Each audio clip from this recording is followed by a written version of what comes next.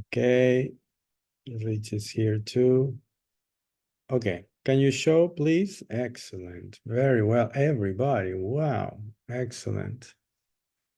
Very well, very well. Nuria too, the other way around. Perfect. Thank you very much. Thanks for everybody. Hello, Richie. Can you show your ID, please? Do you have it around? Just a formality. Are you there, Richie?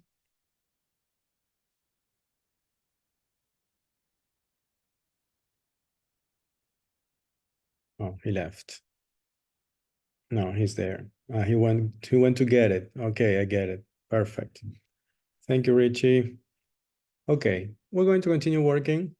Last class, we were working with the hagwon. Do you remember what is a hagwon? Augusta, do you remember what is a hagwon? No, come on. We were reading. Who remembers what is a hagwon? It's a place. Something like a private tutor in Korea. Exactly. Very well. Thank you, Richie. My friend I was going to speak to, but yeah, I'm sure she knew. Yes, exactly. It's like some sort of afternoon school where kids go to study, to study. And why, Maria Fernanda, why do you think they go to study at these hagwons? Do you remember the goal? Why they did this? I think it was because they have to put up to the expectations they have as students. They have to And get the what are best the grades. expectations? What are the They have to be the expectations? best in all the subjects. They have to be the best grades. They have to have the best grades. And why? Because they want to, what happened in the future? To be able to go to a great university. Exactly. They want to go into top universities in South Korea, and it's really difficult. And so they need the best grades. Okay? We are remembering the text. Do you remember there were policemen? Madeline, do you remember? What did the policemen do? They were the people who look for these students that are in like a partir de las 10 más adelante. Yeah, well, they were studying very late. You can say they were Yeah. studying very late. So Exactly. they have to tell them that they have to go to the house. Yes. Yeah. And Irene, and what happened during the normal classes in the morning? What happened to the students? Were they able to pay attention normally? Students is competitive. They were competitive, yes, but we're doing not in hagwons, but in the morning classes in schools. What happened? Were they paying attention to the class or what? I don't. Yes. Yes? Pay attention. Are you sure? Dana, what do you think? Do you remember? No, they sleep in the class. Yes, they were sleeping in class because they studied until very late. So they even had a special pillow. Do you remember? They could buy a special pillow that fit the shape of the table where they were sitting. Very well. Excellent. So we're going to continue. We were doing like a quick recap of last week. We're going to continue with the platform. And last thing we did was this article, about the hagwon, right? Here, South Korean people's doing a hagwon. We'll have to do the next article, which is exactly the same article, but now you have to do true or false. Okay? So we go in You have 10 minutes. You can read it again if you want, but the idea is that you do this true or false over here. Okay, you can do it very quickly, I suppose. Okay, because you remember, we just did a quick recap or the basic things about the article. Let's go. Let's go, guys. Please, everybody at the same time. Everybody at the same time. Start now. Okay, don't start in 10 minutes because it doesn't work like that. Okay, we have to all go at the same time. Let's go. If you have any questions, please ask me. Remember, I'm here to help you.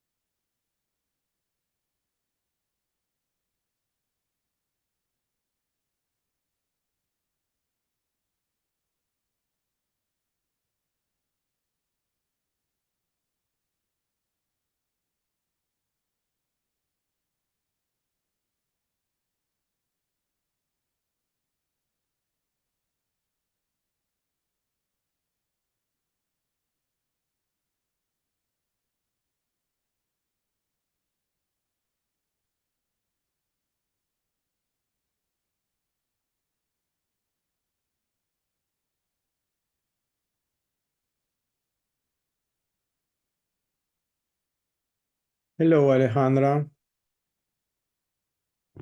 Good morning. Good morning, Alejandra. How are you? We are working on the next exercise. I'm going to show you right now. Give me a second.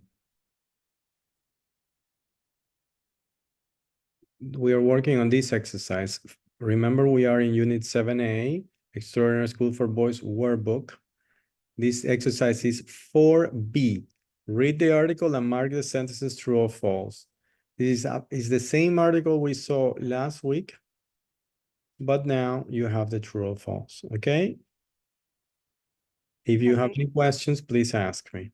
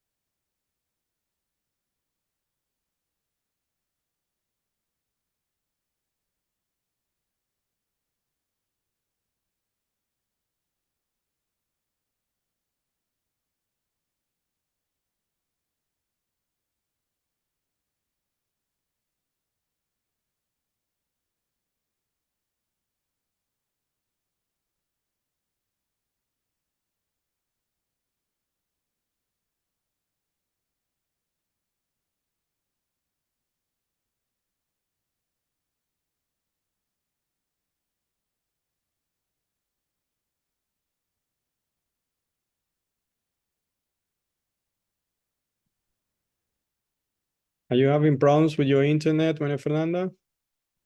Yes, I had to share internet from my phone Ooh, because it disconnected. oh, I'm sorry to hear that. Okay, well, thank you for connecting.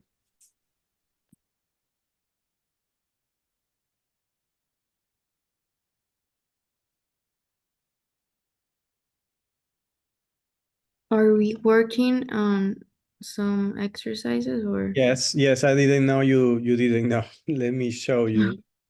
Let me show you really quickly where we are. Remember, we are in Unit 7, Extraordinary School for Boys. This is it, the workbook part, or Extraordinary School for Boys workbook. So we go, not so much, here in the reading. We did this last week, the first one. Now we're doing the second one.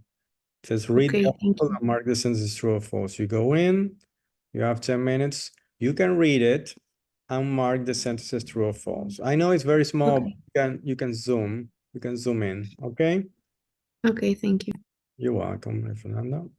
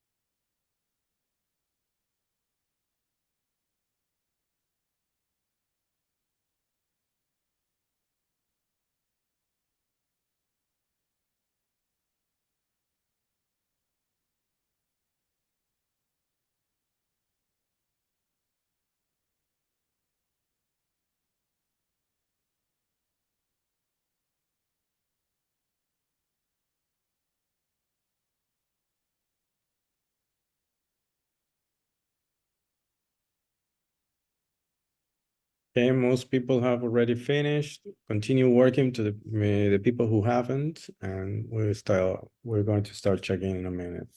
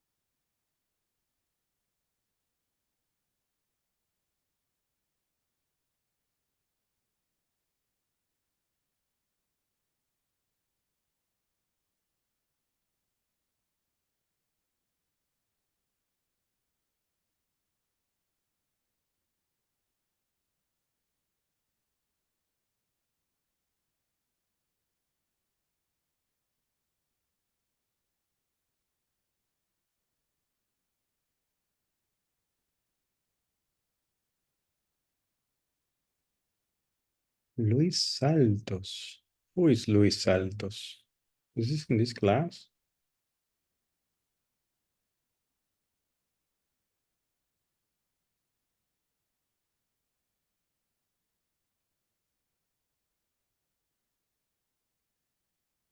Hello. Ah, you're Kathy. Do you have a different name? Hello. Yes, hi, mister. You have a different name. It says Luis Saltos. I didn't know if I had to accept you or not. Remember? Yeah. Yeah. You know, if I have a Luis and it's not in the list, I cannot. But I assumed it was maybe somebody. Yeah. Okay. We're going to check the exercise, guys. Okay. And I'm going to share. Okay. So, Maria Fernanda Luque, can you do number 1? Yes, most pupils in South Korea want to go to university. This is true. This is true. Yes, is it the aim of almost every school child is to get into one of top universities. Yeah, very well. Dana, continue. Today, pupils need higher markers to go to university. It's true. Okay, where is that? ¿Dónde está? True. Sí, pero busquémoslo en el texto. It says today pupils need higher marks to go to university. Let me see. And the second paragraph is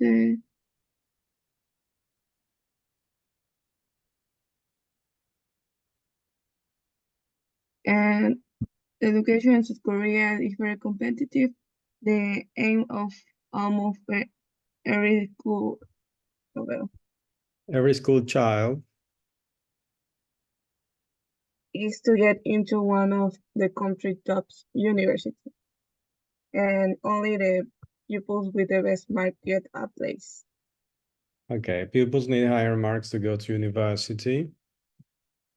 Let's say it's true, but I'm not sure.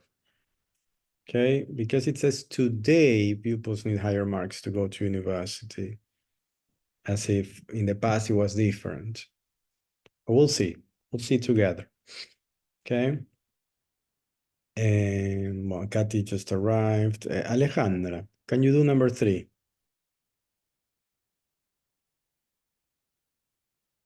The government is doing nothing to improve the education system. In the last paragraph, In the last paragraph,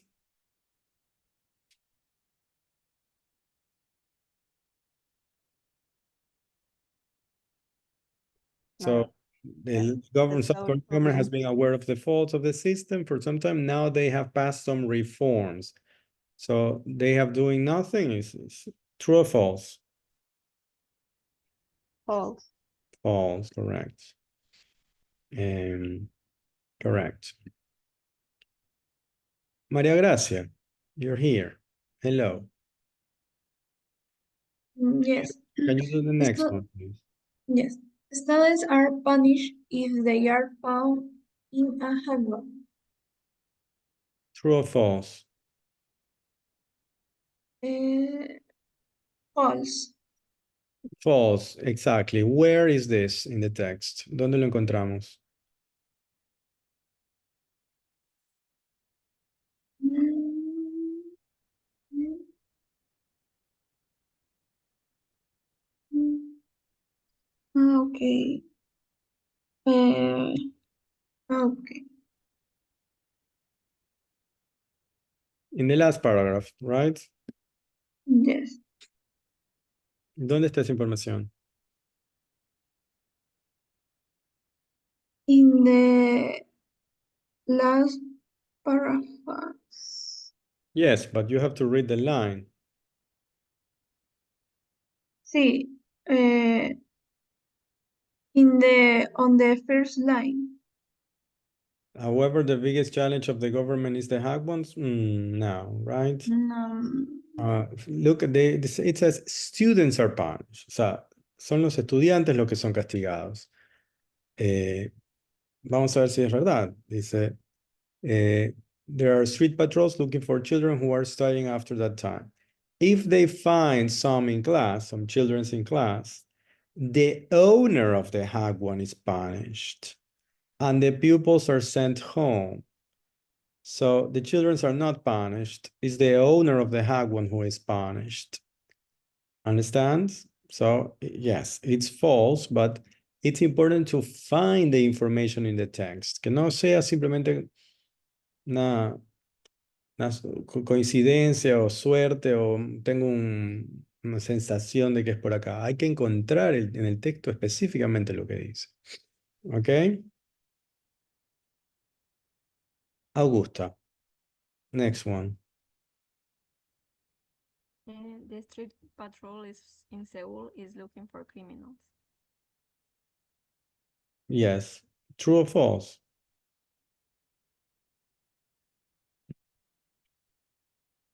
Augusta. False. It's False. for the Where is that in the text? I think exactly where the last paragraph, right? It's the what they say, which is why there are street patrol looking for children who are starting after that time. And I Yes. say that Yes, exactly. Yeah, very well. Exactly. Alison Zambrano, can you do the next one? A school teacher I used to pupils was late in class. It's true. This is true. Very well. Where is that in the text? In the third paragraph, Yes, in what line? in the bar, to see teachers display the lesson while a tier of pupils are asleep on their desk. Yeah. Especially where it says the teachers don't seem to mind, no les importa, no pareciera importarles. Porque you are used to significa están acostumbrados. Okay? School teachers are used to pupils who sleep in class. Están acostumbrados a que los alumnos duerman en clase. Okay? Irene. This one. All private tutors in South Korea are paid well. Private. Private. Private is false. It's false. Very well. It doesn't say all private tutors. Where is this in the text?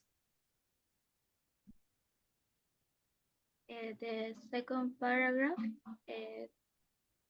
this is because many go to private academies. Academies, Hagwons.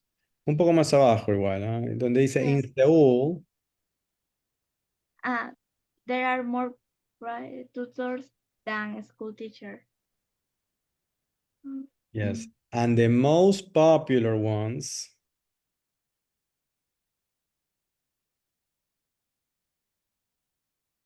And the most popular ones make millions of dollars a year from online.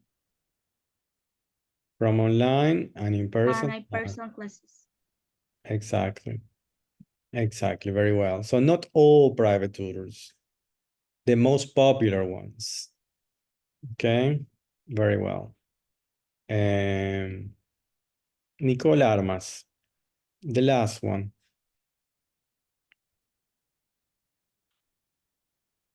Every academy must close before 9 p.m. False. False. False. Why? Where is it? And in the second paragraph. In the second paragraph. No. Wait.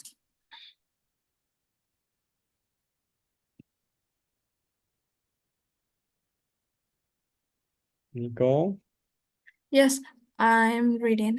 Where did you get the information? Yo no la encontré, o sea, por eso puse que era falso. Ok, no, pero, o sea, terminan a las 10 p.m. exactly. Hagwons have been banned from having classes after 10. O sea, se les prohíbe tener clases después de las 10. Ujú. Okay? This is the information.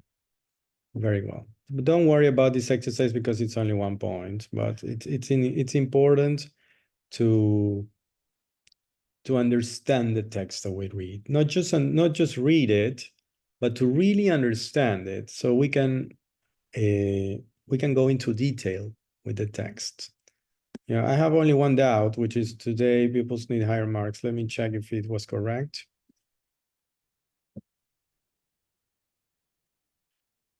Yes, it was correct. Yeah, very well. Okay, we're going to continue immediately.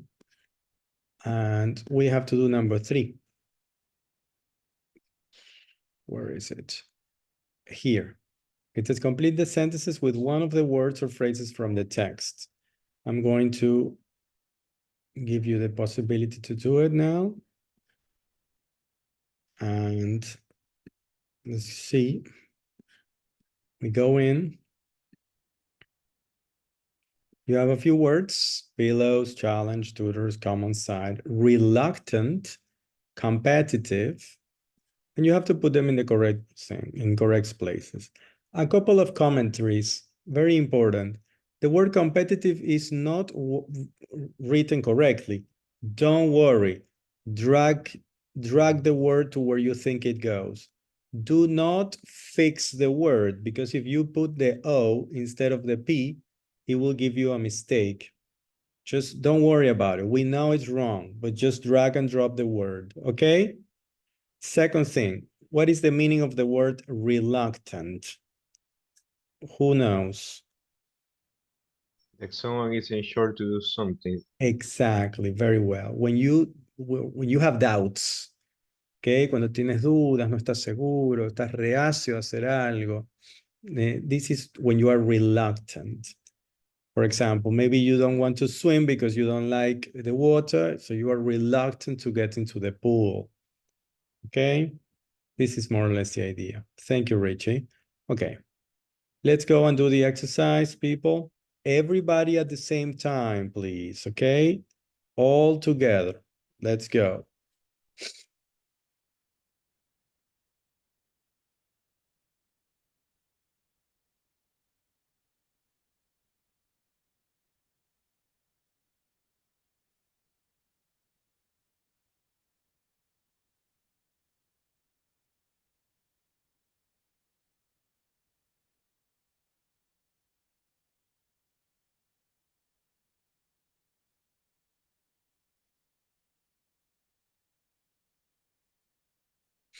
If you have any questions, remember, you can ask me.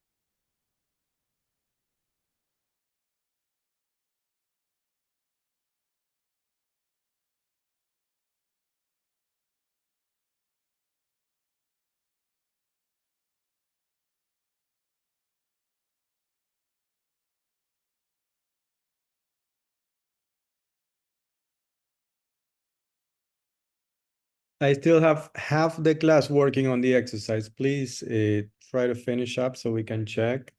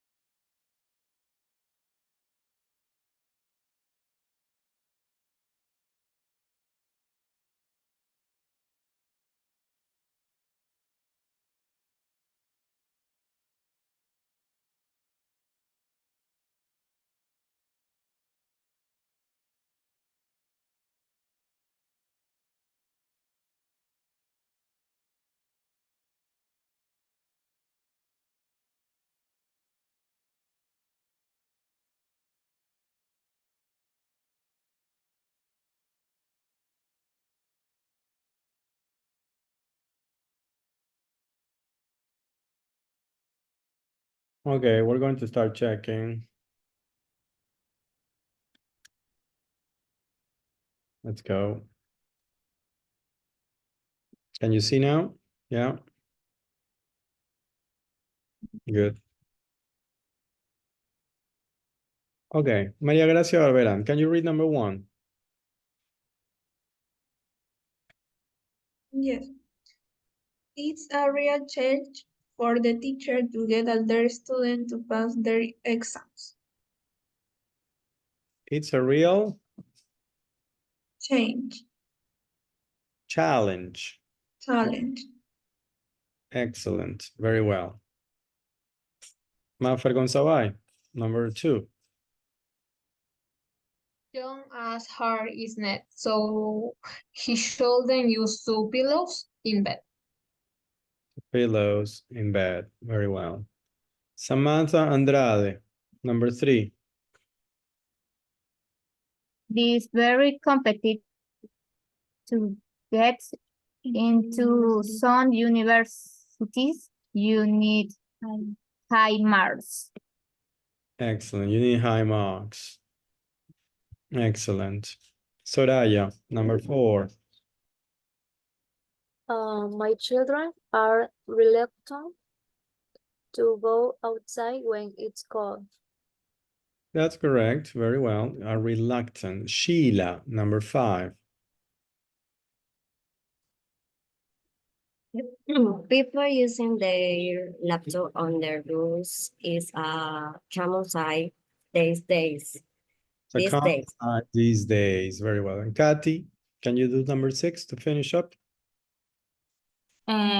Mary needed extra help with math and history, so he has private tutors to give her extra lessons. Private. Okay, private tutors to give her extra lessons. Very well. Excellent, guys. Very well. So we check. if you fix this, you will have a problem. So leave it like that, like I told you. Okay. We're going to continue. Extraordinary School for Boys, workbook. And we're going to do the listening. The first one we're going to do together. We're going to do together. It's very, very simple. And we're going to do together. Okay. Configuration. Time. Just 5 minutes. And we're going to do this together. Okay. We're going to listen once and you have to tell me this answer. You have 3 options: unusual, traditional, old-fashioned. Okay, we have to listen to a radio program about a new TV series. And the question is, which word describes the methods used by the teacher in the series? Okay, I'm going to share the audio from my computer and we're going to work together on this. Let's go. File 7A. Listening.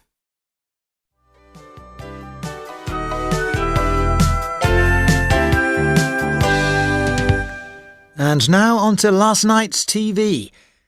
The highlight for me was a new series on Channel 4 called The Unteachables.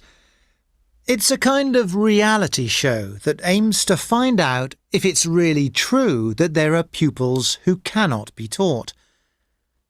Last night we were introduced to the pupils. There are 16 of them altogether, and they're all 14 years old. They've all been expelled from schools at least once, and their teachers think they're impossible to teach. Watching the pupils on last night's programme, it isn't hard to see why. We see the group during their introductory weekend at the study camp, when they meet each other for the first time. At one point, one of the boys warns that he might set fire to the building. You couldn't imagine how their teacher was going to teach them. And that's where 40-year-old Philip Beadle comes in. Beadle used to be a rock musician, but he gave up music at the age of 32 to become a teacher. Since then, he has had a very successful career in education. His greatest achievement was when he worked at a school in the centre of London, where there were a lot of problems. He worked really hard, and he got the best English results that the school had ever seen. All of his class passed their exam, half of them with top marks. But let me get back to the programme.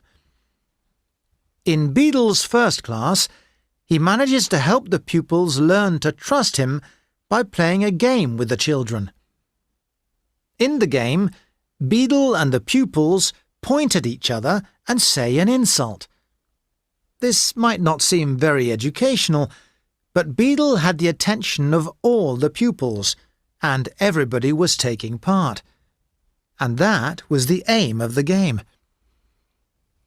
You might think that Beadle's teaching methods are quite unusual, and you'd be right. At one point on last night's programme, he took the pupils to the countryside. They found a field with cows in it, and he made them read poems and plays by Shakespeare to the cows. Remember that these are children who refuse to read in front of other people in a classroom. In another scene, they are in a different field, learning about punctuation. Beadle teaches this by moving about the class and shouting the names of the types of punctuation. The pupils learn by copying him, and it looks like great fun. By the end of the first episode, the pupils are starting to accept their new teacher. Some of them even say he's all right. I really enjoyed The Unteachables, and I really want to know what happens next. If, like me, you are fascinated by the experiment, you'll watch the next episode at the same time next Wednesday. Personally, I can't wait.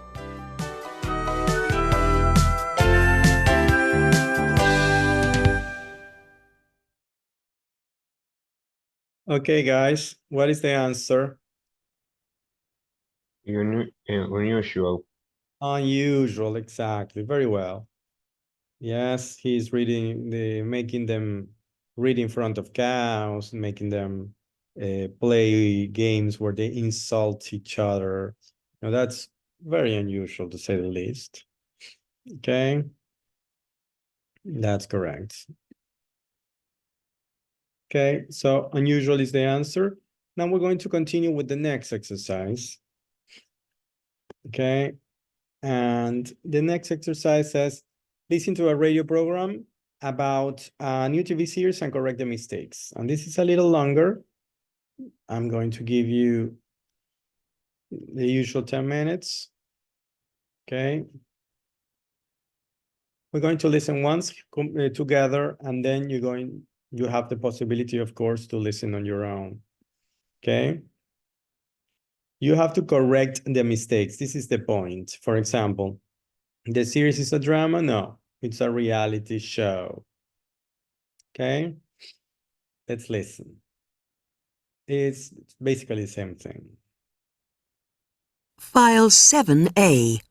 Listening.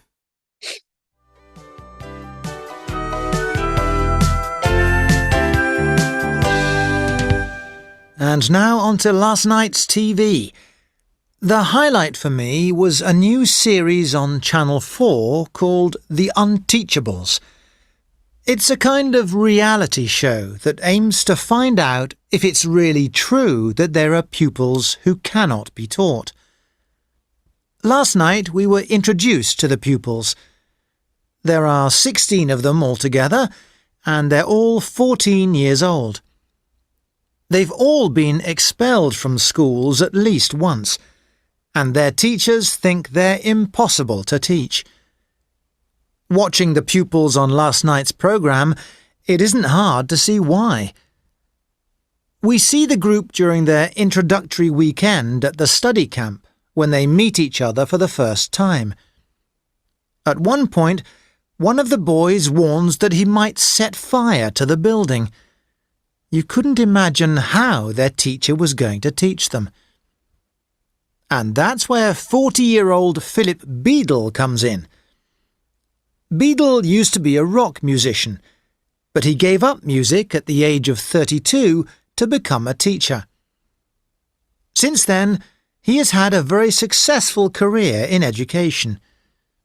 His greatest achievement was when he worked at a school in the centre of London, where there were a lot of problems. He worked really hard, and he got the best English results that the school had ever seen. All of his class passed their exam, half of them with top marks. But let me get back to the programme. In Beadle's first class, he manages to help the pupils learn to trust him by playing a game with the children. In the game, Beadle and the pupils point at each other and say an insult. This might not seem very educational, but Beadle had the attention of all the pupils, and everybody was taking part. And that was the aim of the game. You might think that Beadle's teaching methods are quite unusual, and you'd be right. At one point on last night's programme, he took the pupils to the countryside. They found a field with cows in it, and he made them read poems and plays by Shakespeare to the cows. Remember that these are children who refuse to read in front of other people in a classroom. In another scene, they are in a different field, learning about punctuation. Beadle teaches this by moving about the class and shouting the names of the types of punctuation. The pupils learn by copying him, and it looks like great fun. By the end of the first episode, the pupils are starting to accept their new teacher. Some of them even say he's all right. I really enjoyed The Unteachables, and I really want to know what happens next. If, like me, you are fascinated by the experiment, you'll watch the next episode at the same time next Wednesday. Personally, I can't wait.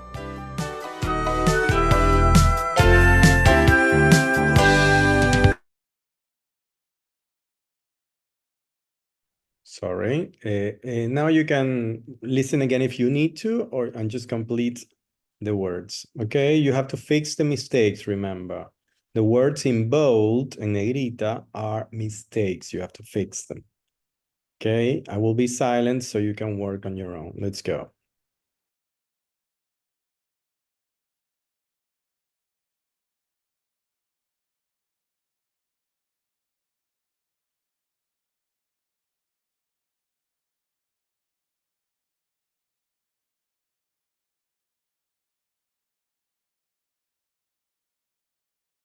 Let's all start working now. Some people haven't started yet. Please start, okay?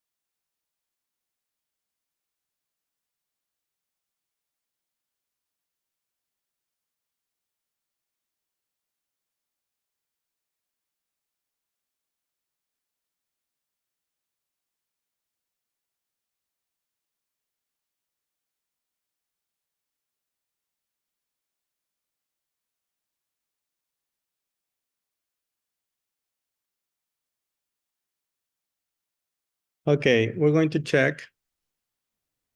We're going to check now. I'm going to share my screen. And let's go. Nuria. Number 2. The pupils are 16 is 14. It's false. They are 14. Very well. Alejandra.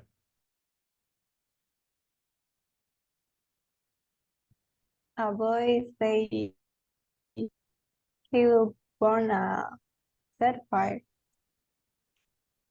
He'll burn a car is wrong. What did he say he's going to burn? A set fire. I don't know. Set fire is burn. Pero no es lo que va a quemar. ¿Se entiende? Set fire y burn son sinónimos. It's going to set fire. Vamos a escuchar esa A parte. building. A building, sí. Let me see if I can find this part.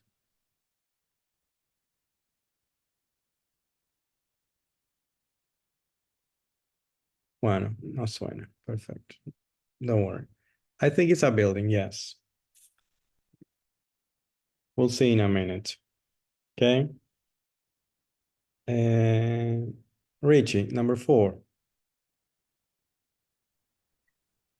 The teacher used to be a soldier. That is false. He used to be a rock musician.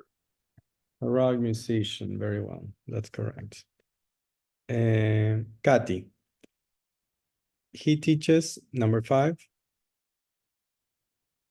He teaches math at secondary school English. He teaches English. Yes, very well. Soraya, number 6. The pupils have to say a number in the game. The answer is an insult. An insult. An insult. An insult. Very well. Sheila, number 7. The people write Shakespeare to some dogs, cows. Some cows. Very well. Allison, number 8. The punctuation class is in a You are muted. The punctuation class. The punctuation class is in a classroom. Field. No. Field. Very well. Samantha, number 9. Some of the people think the teacher is I right. Okay, some of the pupils. Remember this pronunciation, guys. The pupils. Think the teacher is mad? No. The teacher is all right. Now you have 2 possibilities. You can write it like this or you can write it like this. For the people who wrote it like this and got wrong, I gave you another attempt so you can fix that, okay? Now Augusta, number 10. The next episode is the following Wednesday. Excellent. Wednesday. Okay, we'll see. Let's see if we got it correctly. I'm not sure about building. Yes, it's correct. Building was correct. Okay, excellent, guys. We're going to continue now. I have a lot to cover. And now we have I think it's the grammar. No, we finished the grammar. Okay, perfect. We finished Extraordinary School for Boys workbook. We're going to continue with Ideal Home, Unit 7B. Okay. Let me unhide it. And we continue with that. And this is not here. And we go here. Okay. First exercise is in ideal home is read a questionnaire, read the article, how many of the people would like to leave home? Okay, I'm going to share it. Can you hear me? Yes? Yes? Okay, good. Yes. Because Zoom says that there's a problem with the audio, but I'm not sure. Let me share my screen. And we're going to start with this. This is about the second conditional, but we're going to start with this part. Read the article. How many of the people would like to leave home? Okay. 2 minutes, one try. Let me see, configuration. We can go now. There. We have 4 people, and you have to tell me the number of the people who want to leave home. The first read, you're going to do in silence on your own, okay? And then we all read together. But try to read it in silence on your own and answer the question. How many of these 4 people want to leave home? Irse de la casa, leave home. Okay? Any questions? Do you understand what you have to do? Yes? Yeah? Perfect. Let's go. Give it a quick read. A quick read. Una lectura rápida so you can answer. And then we read with more detail, okay? Let's go.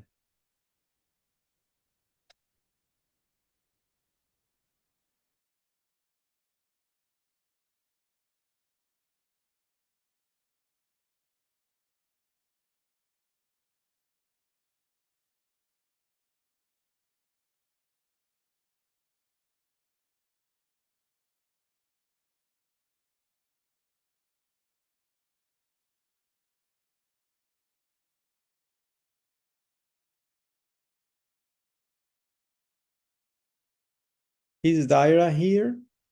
No? Daira is not here? Okay, well, she's absent today.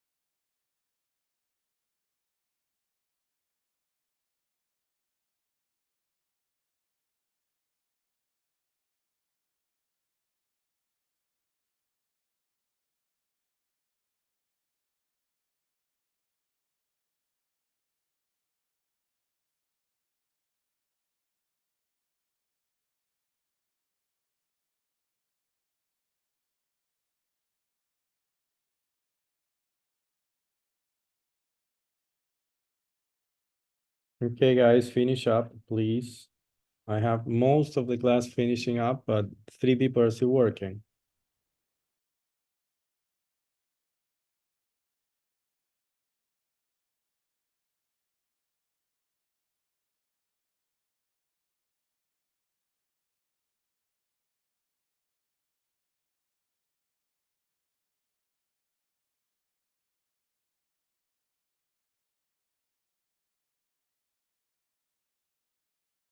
Okay, we're going to check. Who wants to tell me the answer? Madeline, how many of these people want to leave home? Three of them. And Marco one don't want to listen. Marco is the one who doesn't want to leave home. That's right. We're going to read it. Okay, Madeline, can you read Vivienne? Yeah. If I had the money, I wouldn't move out immediately. All I want is somewhere that's my own, where I can do what I want, where I can have my own furniture and pictures, and Sorry. where no one can tell me what to do. If it was my place, I'd be happy to do the cleaning and things like that. I would look after it, but at the moment it's just a dream because I can't find a job. Very well, very well. Nicola Armas, can you continue with Andrea, please?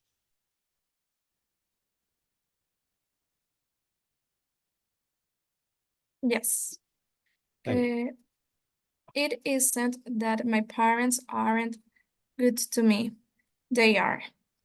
If they weren't, I wouldn't live with them. Live. But Not live. Yes. But I just don't feel independent. But I'm 29. But I sometimes worry that if I come back very late after the night out, I will find them still awake, waiting up for me. It's never happened, but it still makes me want to move out. Move out, very well. Marco, Irene. Marco, I'm perfectly happy living at home. If I live on my own, it had to pay rent, do the housework and the cooking. Here my mother does my washing. She cleans my room. Here my mother does my washing. She cleans my room, and of course she cooks. And her food is wonderful. Her food is wonderful. I have a nice room. Here and her, be careful because they are very similar words, but they are very different in meaning, okay? Okay. I have a nice room. I have my computer where I can watch TV. Why would I want to live? Even if I could afford it, I wouldn't move out, and not until I get married. Okay, so Marco is a little lazy. He doesn't want to do anything, right? And the last one, Sheila. Can you read Carlos?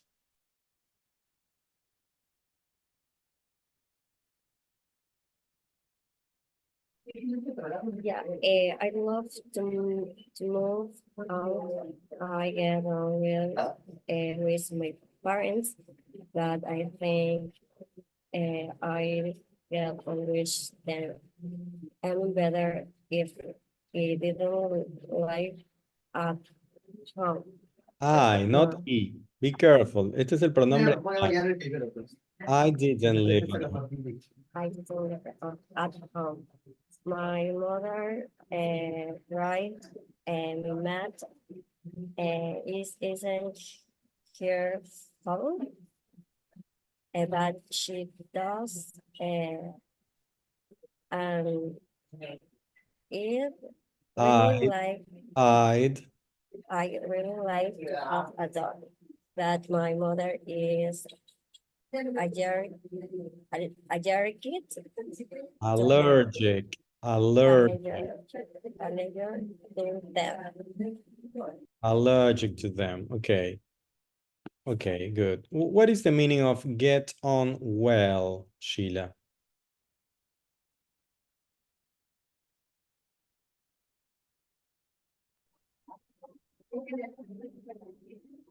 I, I,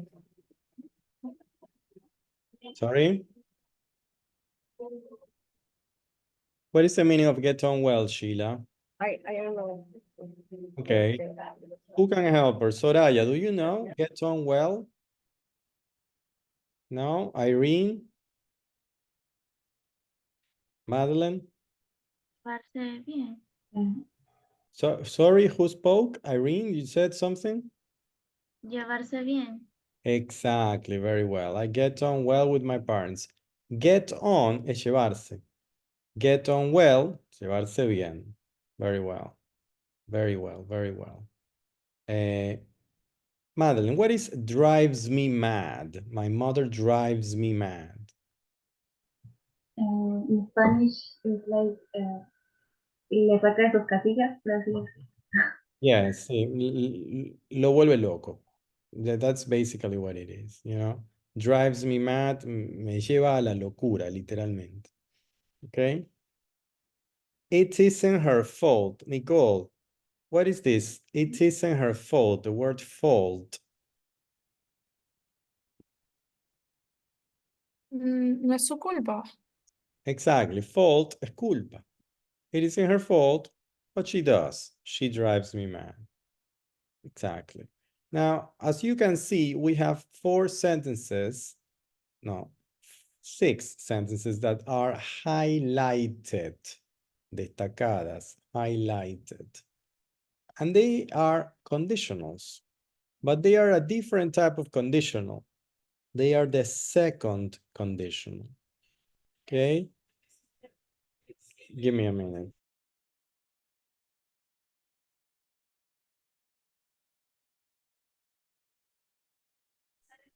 Give me a minute. I'll be right back, please.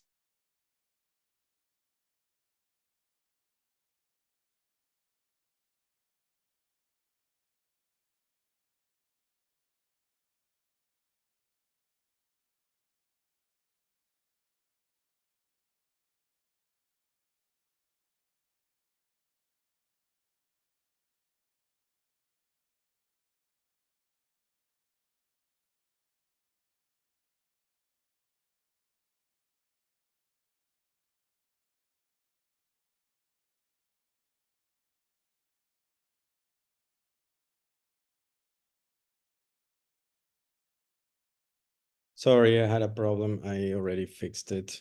We're going to continue because we have to see the second conditional today. Okay, let's see the next exercise in a minute. Okay.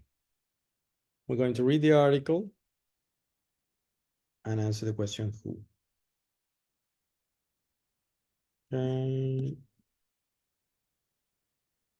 1 second.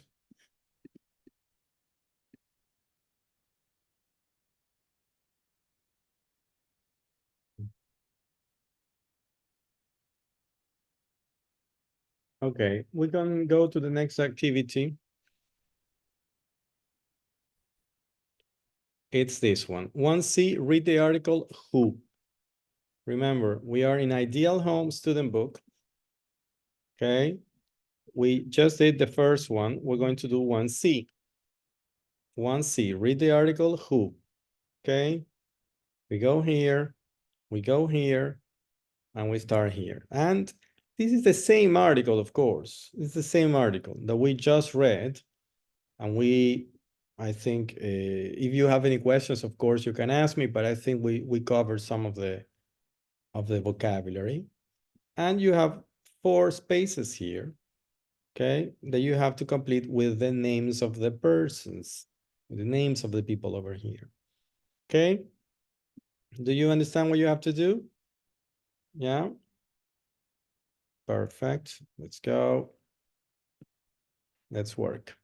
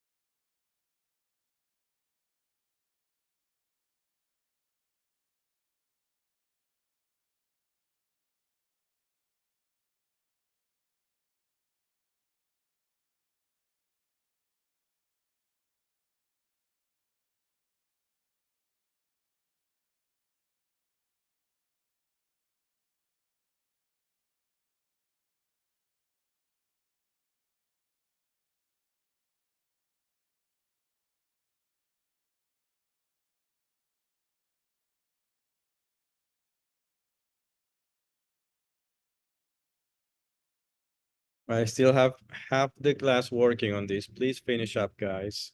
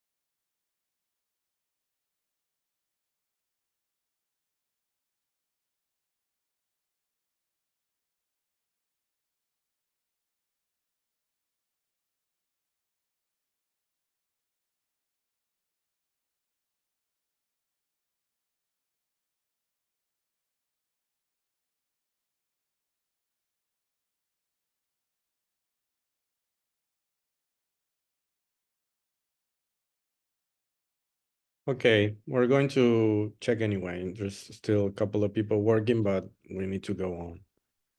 And let's check. Okay, so who is not happy living at home because of family conflict, Madeline? Is Carlos. That will be Carlos. That's right. I'm going to do this. That's correct. Nicole, who is not happy? No, wait. Too small. Who thinks his or her parents think of him or her as still being a teenager? Andrea. Yes, that's correct. Andrea. Very well. Sheila. Who thinks that an advantage of living at home is not having to do any work? It's Mark. This is Marco, of course. Irene. Who would like to be able to decorate? This is a mistake. This is decorate with a T. Decorate his or her home in his or her own taste. Vivian. Vivian. Very well. Oof. Where is it? Vivian. Where are you, Vivian? Here you are. That's it. Correct. Okay. That's right. Okay. That's how it works. And we're going to continue. And now we have the second conditional. Okay. Before that, we have this article, this exercise over here. I'm going to open it up for you to work on. And see, it's called look at the article and answer the questions. Okay. The same article, and we have 3 questions that we have to answer. I'm going to give you less time because otherwise it will take forever.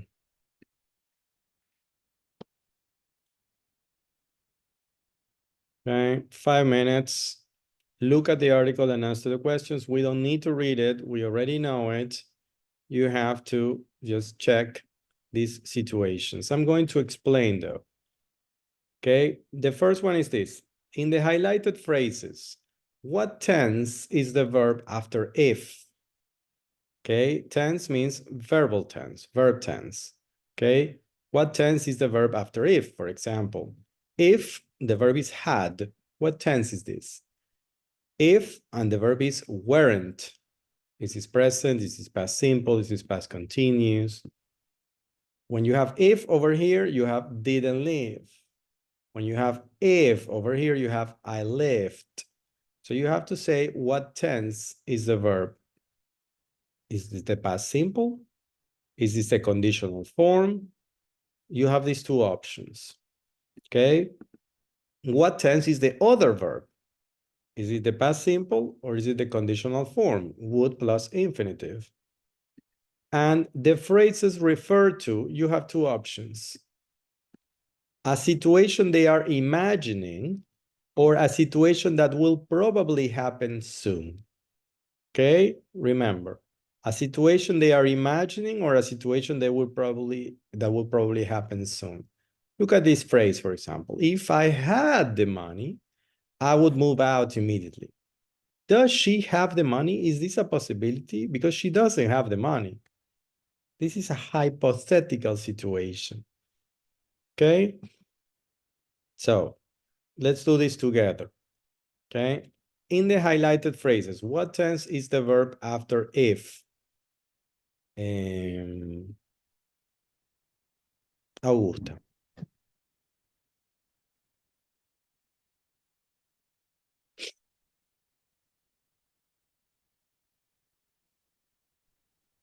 In the last, ¿verdad? No, in highlight all, phrase, right? in all phrases, it's the same. In all phrases, the verb after if. Past simple, like they weren't. Very well. Like that. The verb is in the past simple. That's correct. That's correct. Samantha Andrade. What tense is the other verb? The verb that is not after if.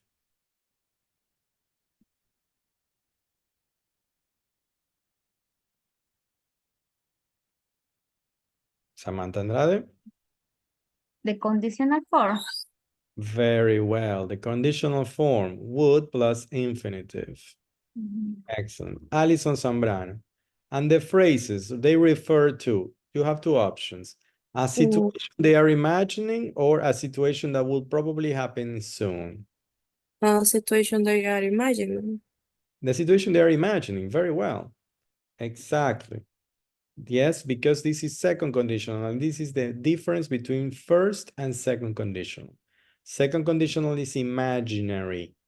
It's imaginary, hypothetical. First conditional is a real possibility. Second conditional is not a real possibility. Okay?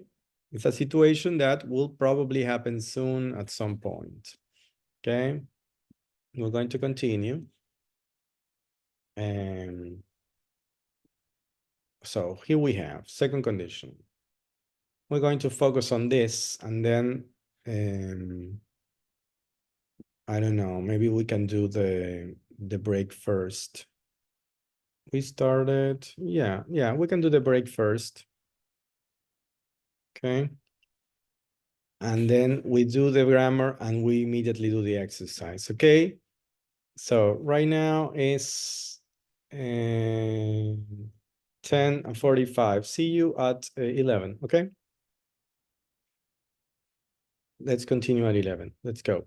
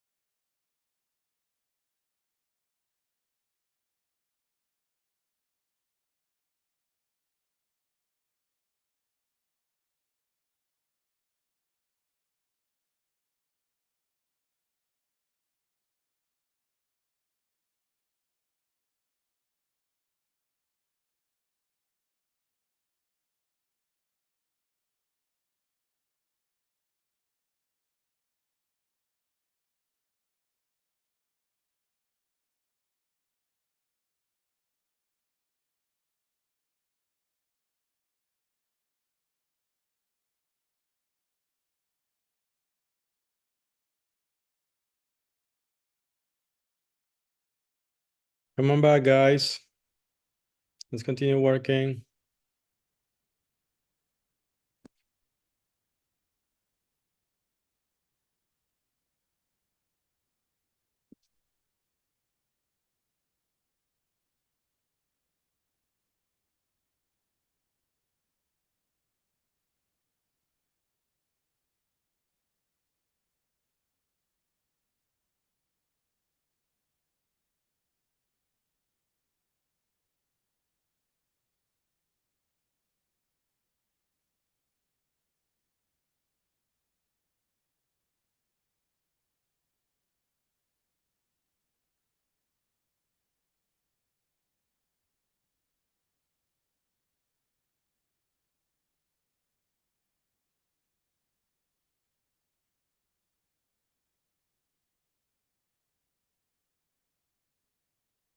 Hello, come back. Soraya, Dana, Sheila, Nuria, Angel, Nicole.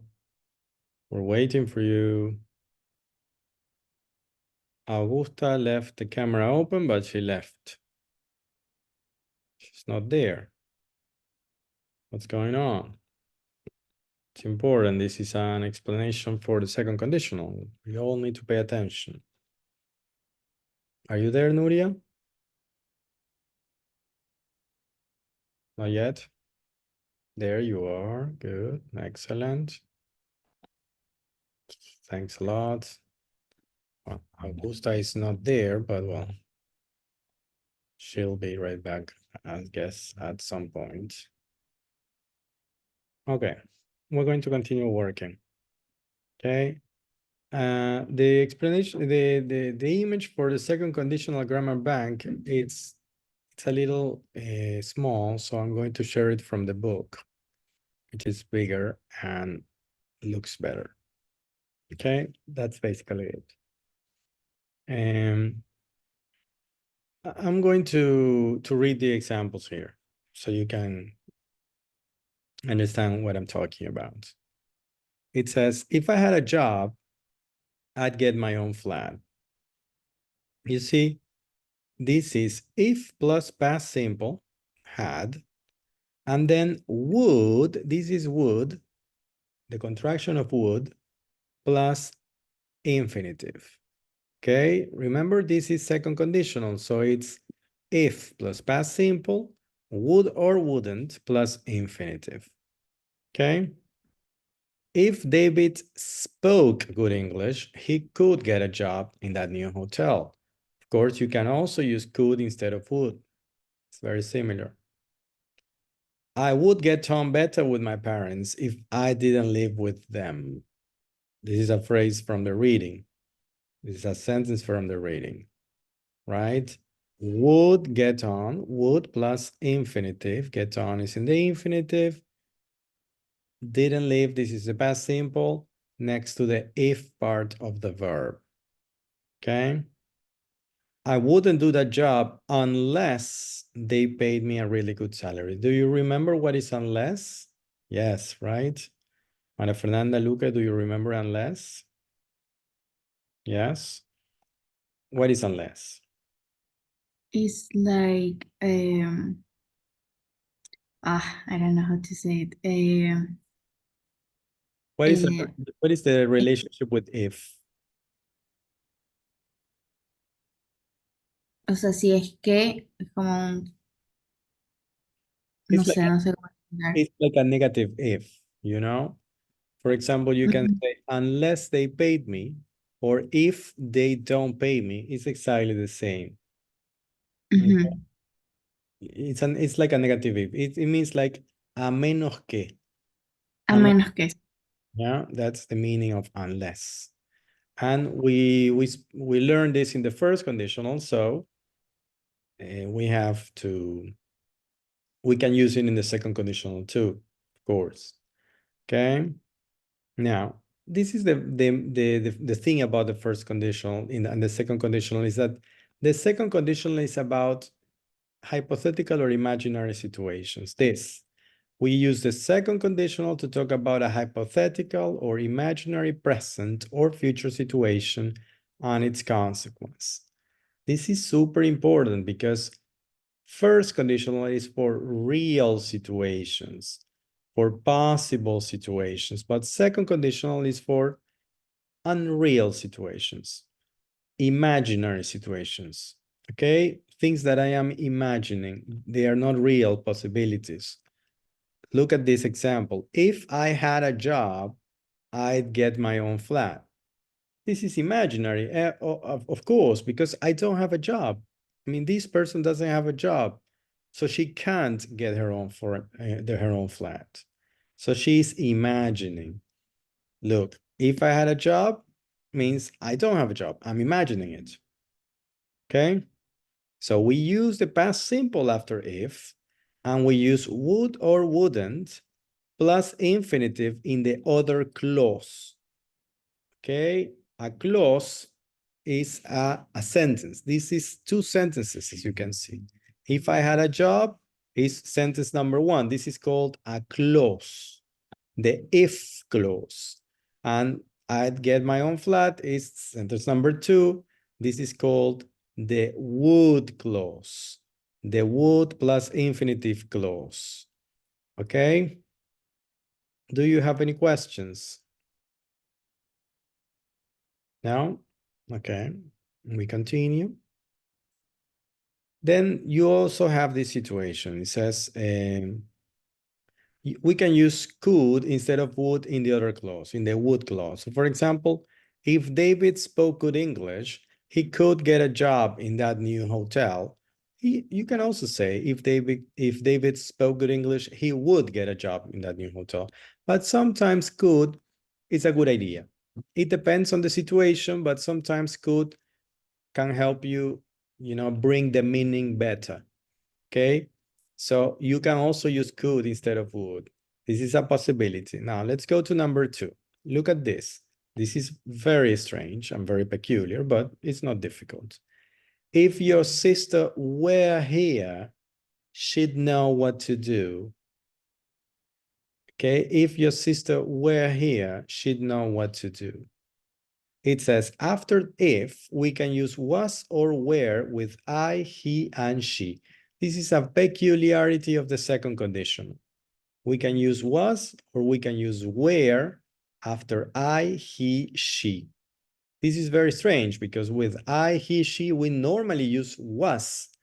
But in the second conditional and only in the second conditional, we have the possibility of using were with I, he, and she. So you can say things like this.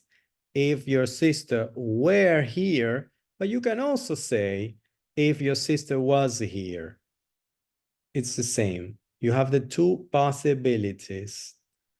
If your sister were here, she'd know what to do. If it was warmer, we could have a swim, or if it were warmer, we could have a swim. Both are okay. You have the two possibilities, okay? And finally, number three, look at this example. It says, if I were you, I'd buy a new computer. This is the image. This computer is very old. It takes a lot of time. So she says, if I were you, I'd buy a new computer. Look at this theory. It says, we often use second conditionals beginning, if I were you, I'd, to give advice. To give advice, para dar consejo. If I were you, si yo fuera tú, haría tal cosa. Okay? If I were you. Now, in this case, it says here, we don't normally use if I was you. We normally use if I were you. This is a special thing about English, okay? This is a fixed expression. Es como si fuera una frase fija ya. If I were you, if I were you, okay? Now, of course, what is the difference between first and second condition? Look at this example, which is very, very interesting. It says, if I have time, I'll help you. This is first conditional. If plus present, will plus infinitive, first condition.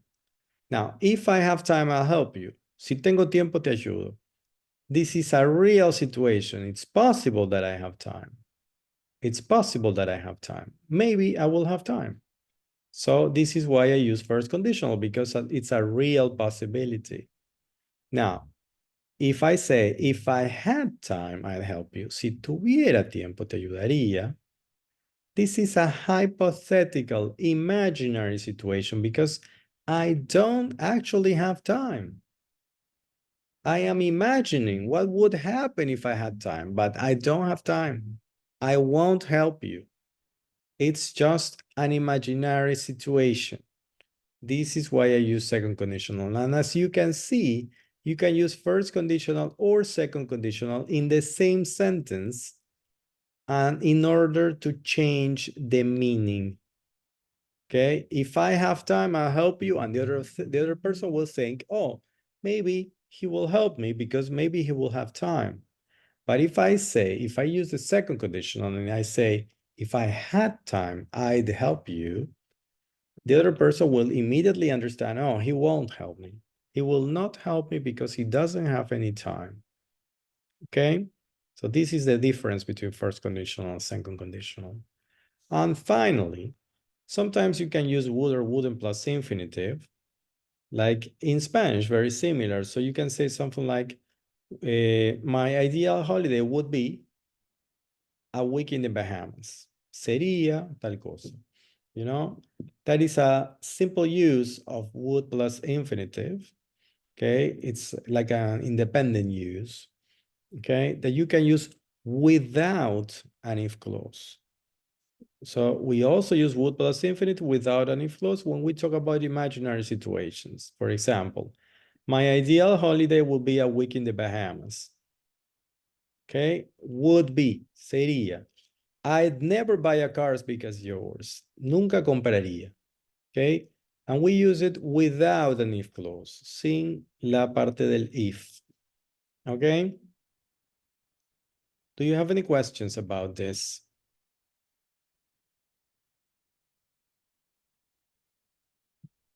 Any questions about this, guys? No? Dana, you have a question? No? Nuria? Angel, no questions? You understand everything? Yes? Augusta? Questions? Tell me. If you have questions, tell me. What happened? No I think questions? when we practice, that could be better understand, you know. Sorry? Like I don't have a question. It's like I could be more easy, you know, like what you explained for us, you know, when we practice a little more exercise. Sorry, can you repeat? I didn't get it. I'm very sorry. Like I don't have like a question. I'm trying to say that probably I can understand more when I practice, you know, what Of you course, of tell me. course. Yes, we are going to practice this. Yes, of course. This is just the explanation, but I want to know if you really understand the explanation. Yes? Okay, good. Okay, so it's important to understand the difference between first conditional and second conditional. First conditional we saw last week and second conditional we're seeing now. Okay, first conditional, remember, if plus past, will plus infinitive, and second conditional is if plus, first conditional if plus present, will plus infinitive, and second conditional if plus past, would or wouldn't plus infinitive. That is the main difference, okay? We're going to go and do some exercises to practice this, of course. Okay, and let's go here. Yes, here it is. Give me a second. So immediately after the grammar in the platform, we have the exercise to practice this. It says grammar bank of, sorry, idea home here.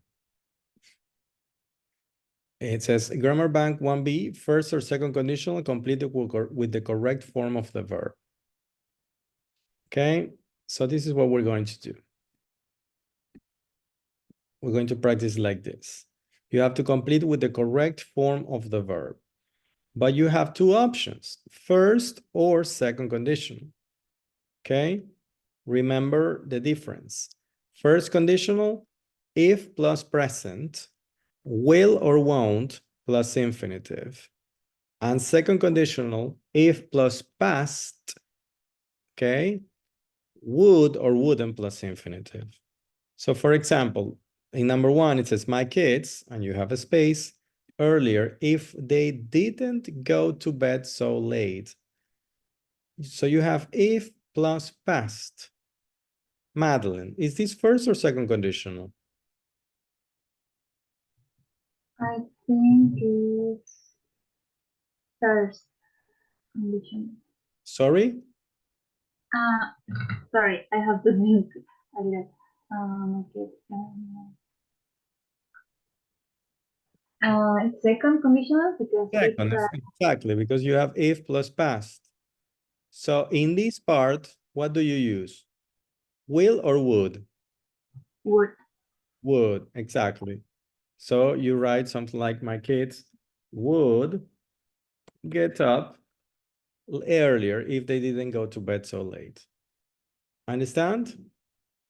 So what you have to analyze the part of the sentence where you have the information that you need. For example, here you have if plus present. If you go. Okay, so you have to decide if it's first conditional or second conditional, okay? And then do the exercise. Let's go. Let's all work now. Let's practice this because it needs practice. Okay, let's go.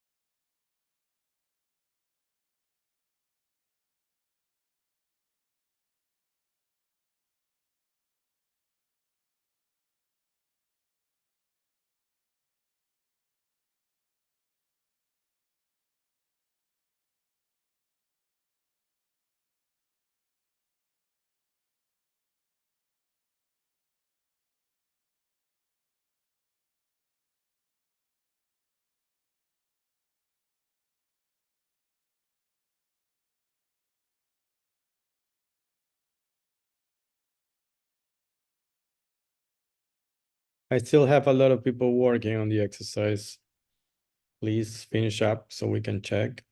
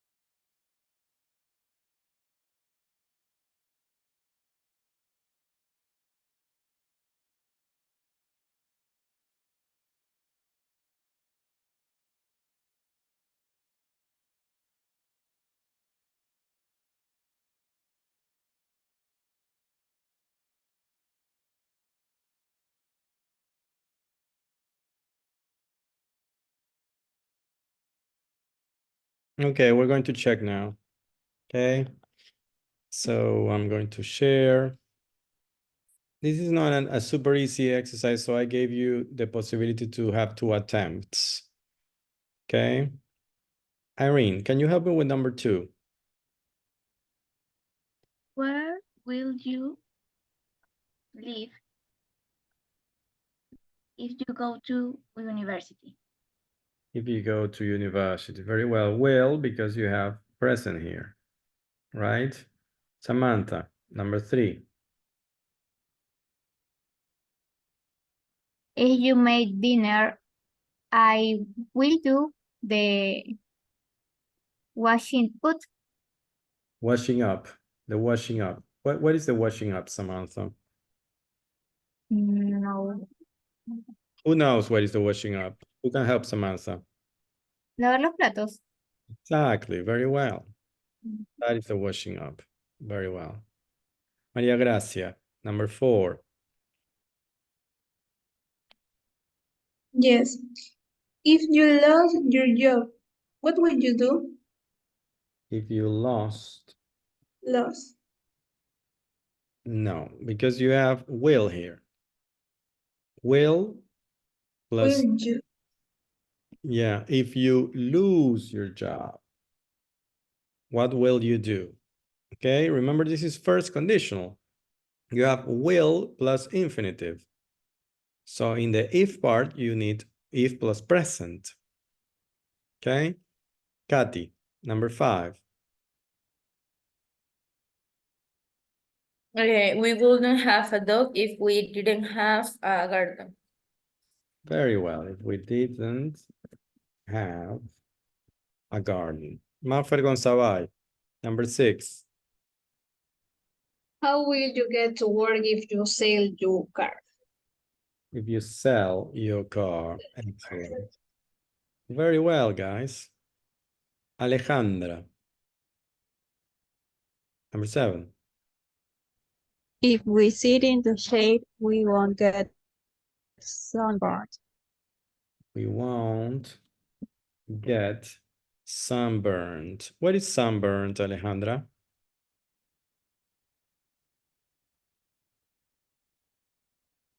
Bronceado. Yes, but más que bronceado, quemado por el sol, ¿no? Quemado. Sunburned. Okay, we won't get sunburned. Nicole, number 8.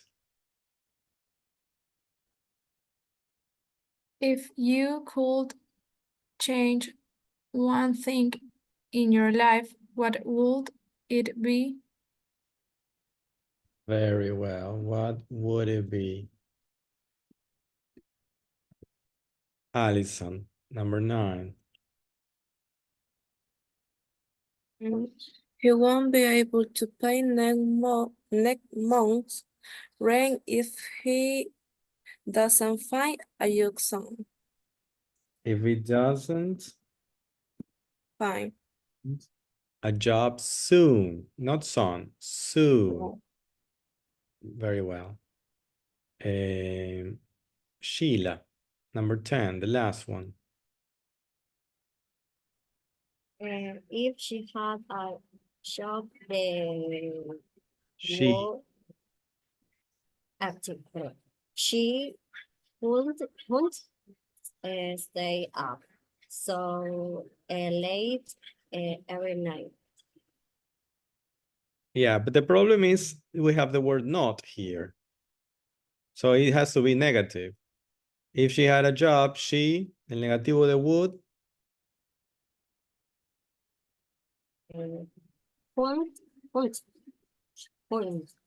wouldn't, very well. She wouldn't stay up so late every night. Let's check, we'll see. We made a mistake or not. And we didn't. It's all correct, okay? It's super important to check that, for example, in this case, you have past. So it must be, if plus past, it must be second conditional. So you have would in this part, okay? Don't rush, no se apuren, ¿sí? Para hacerlo. You have to think about it, okay? Teacher, Yes, tell me, Irene. me voy a retirar un ratito. Está pasando algo aquí en mi casa. Okay. No problem. I hope everything is okay. Well, we will continue. I hope Irene is fine. And let's continue with the vocabulary, okay? We have to go on because, there's a lot to cover. And we're going to go to number 3, vocabulary. Vocabulary bank, complete the preposition. Okay. We are here, number 3, vocabulary bank 1, complete the preposition. We go in, configuration, it's open. We go here, let's work. You have to complete the preposition. This is very short. Okay, it's probably 10 minutes is too much. I will take it down to 5. Okay, let's go. You just have to put on or in, and you know this. This is relatively simple. Let's go. Let's practice prepositions.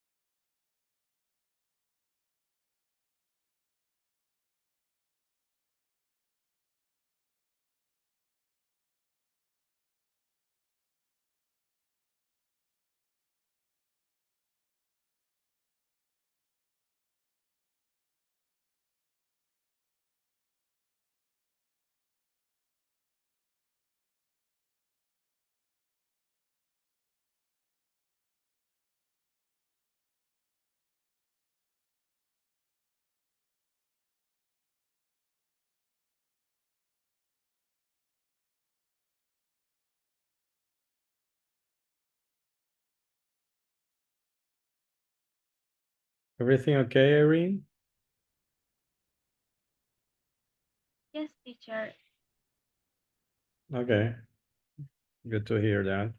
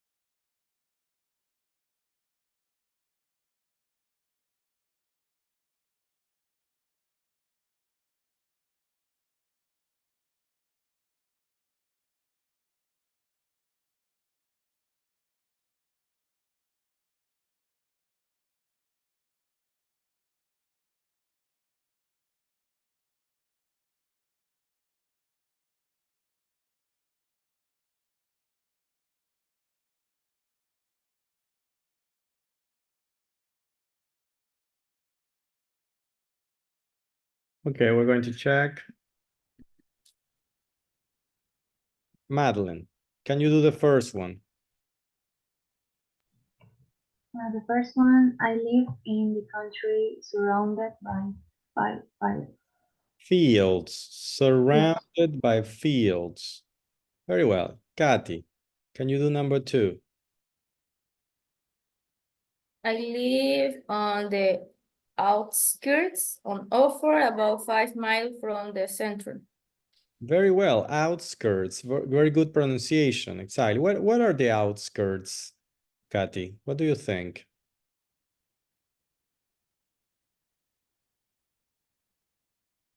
Como a la periferia, las afueras. Exactly. Very well. That is exactly what it is. That's the outskirts. Samantha, number 3.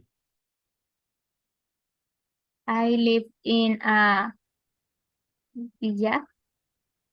What? Village. I I- live in a village. In a village. In a village. Right. Good. Soraya, number 4.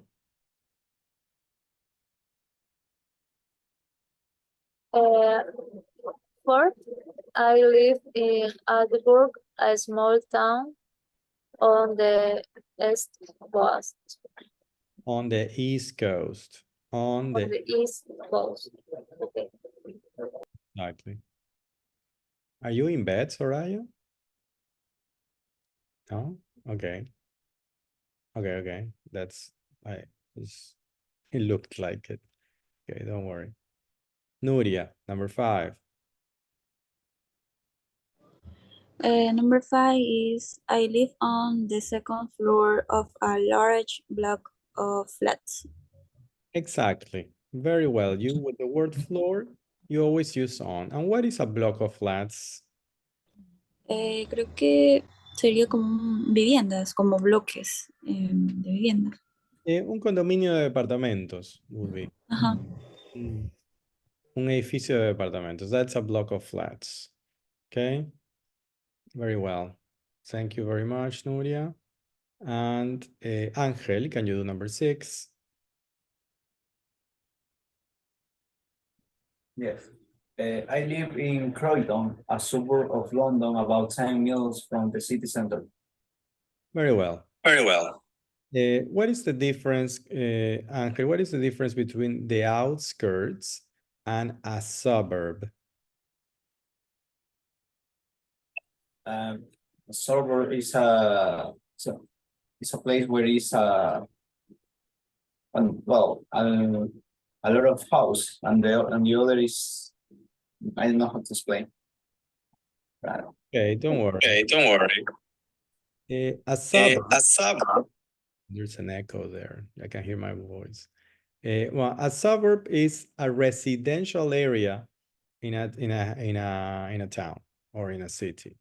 Okay, a residential area where people usually live. Okay, but it's not in the city center. You don't have everything over there. It's basically just a residential area. And the outskirts is the furthest away from the city center. La zona más alejada del centro de la ciudad. Okay, that is the outskirts. Okay, that is mainly the difference for you to know. Okay, let's finish this up so we can continue and go on. That's correct. Okay. We're going to continue with, we have another exercise for this. It says match the words on the pictures. Vocabulary Bank 2A. Okay. And I'm going to open this up so you can start working on it. Okay, let's go. Let's all go together. Match the words on the pictures. Super simple. You have a house with different parts and you have the vocabulary on the left. Okay. In English, you can say a terrace or a patio, and this is an exact, is the same thing. You can use the word patio in English. Okay. Do you have any questions? No, right? You just have to put the numbers in the spaces. That's all you have to do. Let's go. If you have any questions, please ask me.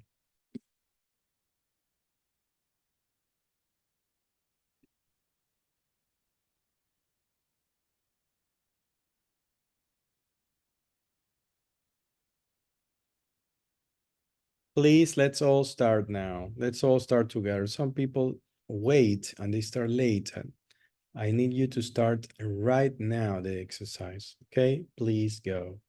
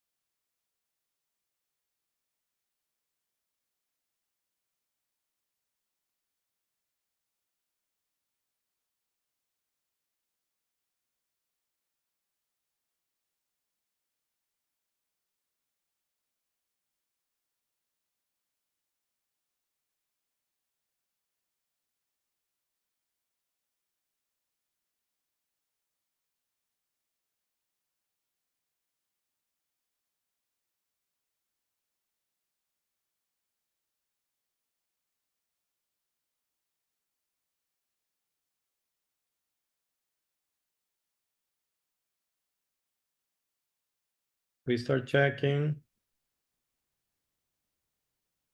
Let me finish the attempt so we can have a fresh attempt.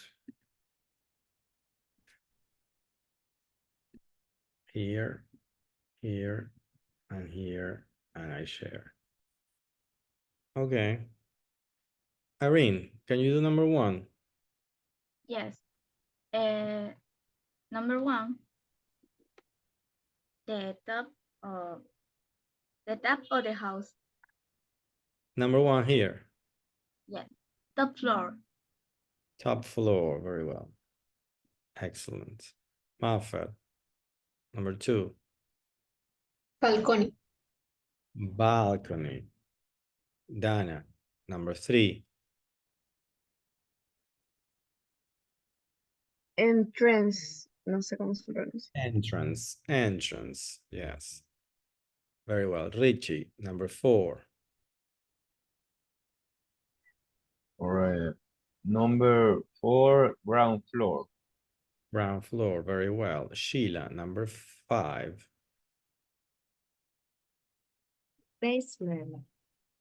Basement. Very well. What is a basement, Sheila? Sótano. Yes. And what is a ground floor, Richie? The it could be said that it's the first floor in a building apartment or building. It's the floor that is on the level of the street. Yes.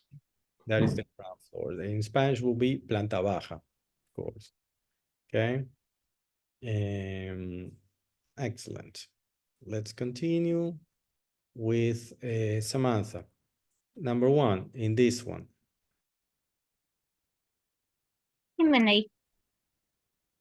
Very well, but be careful of the pronunciation. It's not chimney, it's chimney.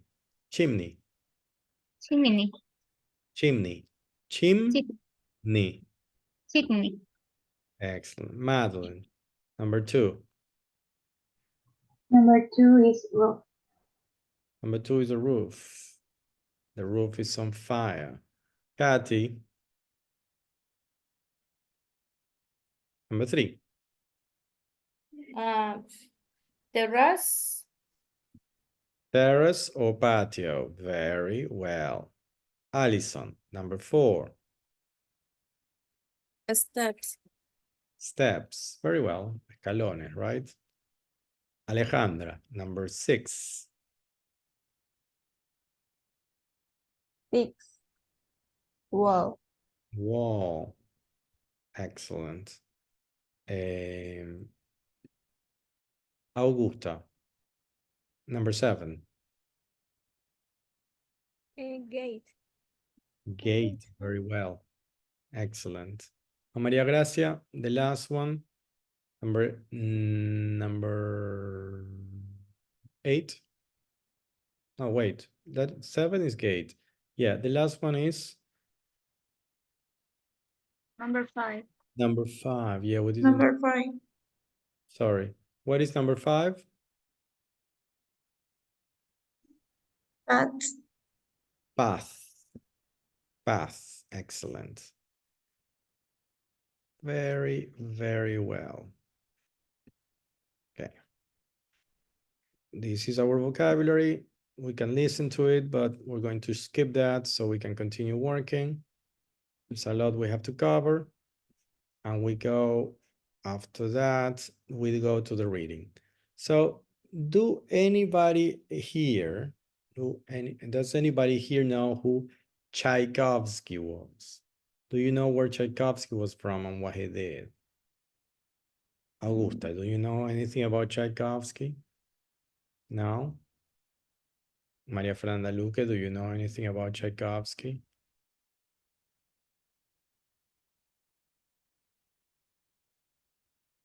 I think he was a musician. I don't know if pianist or something like that. Excellent. Yes, it was not really a pianist. He was a composer, a compositor. Where was he from? What do you think? Maybe Russia, I don't know.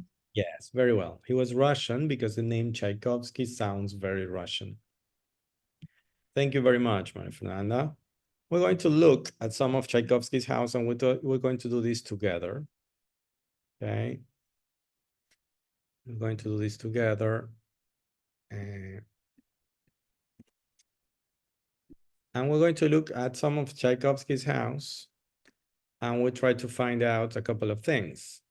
So for example, we have these 3 pictures, okay? And there's one of these places where he composed, componía su música. There is one place where he wrote letters, donde escribía cartas, and the other one is his favorite place in general. Okay? So, for example, Richie, which one do you think is the place where he wrote, where he composed, where he wrote his music? I think 2. Why 2? I don't know, it seems like a study. And what about number 3? What is this? Maybe he wrote, I thought that were where he wrote letters. Where he wrote letters. Yeah, it looks like that, but these are music sheets, partituras. Okay?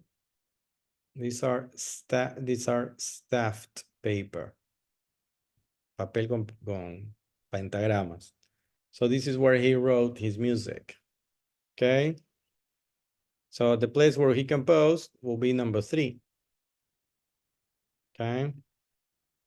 Maria Gracia, what do you think is the place where he wrote letters?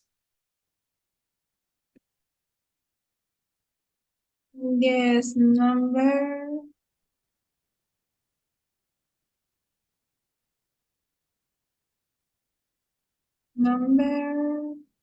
2. Yeah, very well. We don't have many options, exactly. And Samantha, his favorite place? Number 1. Number 1 is the complete house, the full house. This is the house where he used to live. Okay.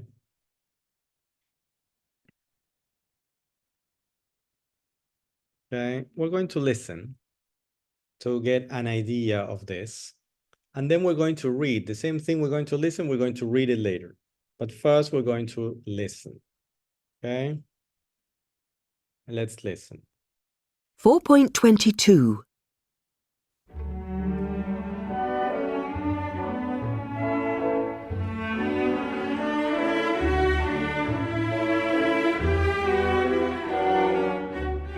In 1885, Tchaikovsky wrote to a friend, "These days I dream of settling in a village not far from Moscow, where I can feel at home." First, he rented a small house in the village of Medanovo. But Medanovo was too full of tourists in the summer, and Tchaikovsky had too many visitors, when what he wanted was peace and quiet. Eventually, he found the perfect house in the small town of Klin. It was 85 kilometers northwest of Moscow, and he lived there until his death on the 6th of November, 1893. It is the place where he wrote his last major work, his Sixth Symphony, or the Pathétique, as it's sometimes called. It's a grey wooden house with a green roof. Tchaikovsky's servant Alexei lived on the ground floor, and the kitchen and dining room were on the first floor. Tchaikovsky himself lived on the second floor. The sitting room and study, where his piano is located, is the largest room in the house, and there is a fireplace and a bookcase with his music books. His writing desk, where he wrote letters every morning after breakfast, is at the end of the room. But the place where he composed music was in his bedroom, on a plain, unpainted table overlooking the garden. In his final years, Tchaikovsky's great love was his garden. It was not a tidy English-style garden, but more like a forest. He adored flowers, particularly lilies of the valley. And after his death, his brother Modeste, who had decided to turn the house into a museum, planted thousands of lilies of the valley around the garden. In 1917, after the Bolshevik Revolution, an anarchist named Doroshenko lived there with his family. People say that he fired shots at the portrait of Pope Innocent hanging in one of the bedrooms. He was finally arrested in April, and the house became the property of the state. Since 1958, the winners of the annual International Tchaikovsky competition have all been invited to come to Klin to play his piano. And there is a tradition that each musician plants a tree in his garden, in the hope that, like his music, it will remain beautiful forever.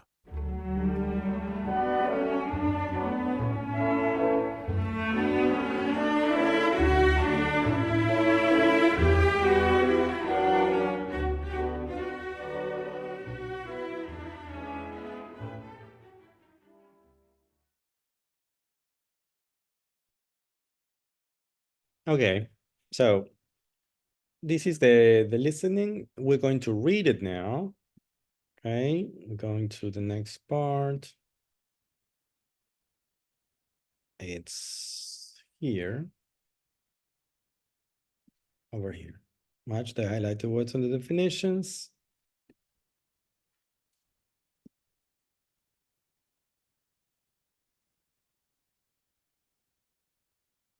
And we go there. Okay. You have 15 minutes because you have to read. So that's why I give you a little more. Okay. This is the same text. Okay.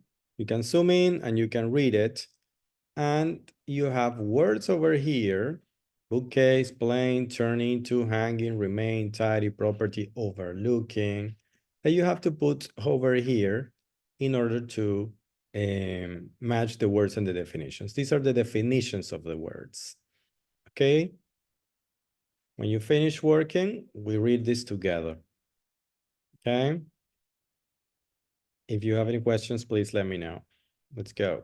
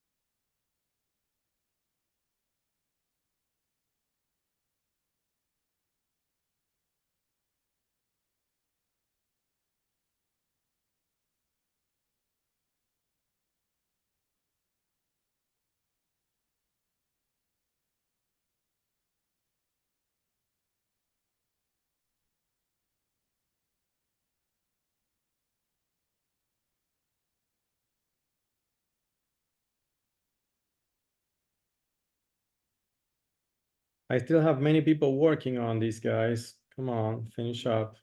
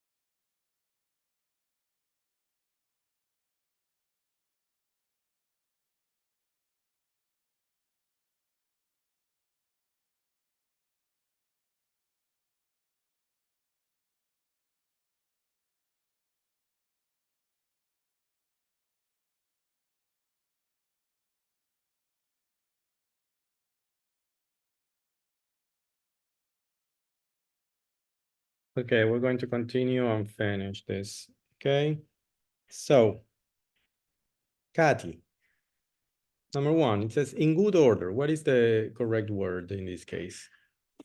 Tidy. Tidy, very well. Good order is tidy. Madeline. The next. Remain, remain. Remain. Stay. Okay, or continue. Very well. Excellent. Allison. Number three. Overlooking. Having a view of means overlooking. Very well. Augusta. Number four.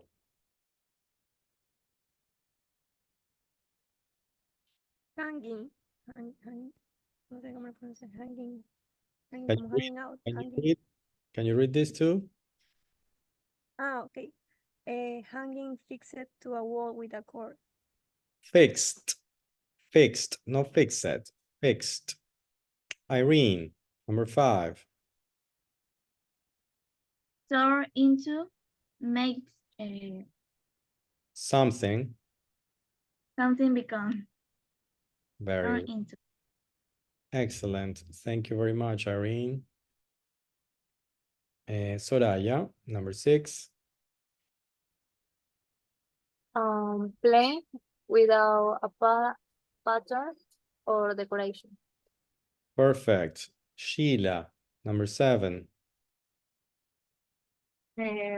Property is the age that is worn by someone. What is the meaning of SDH?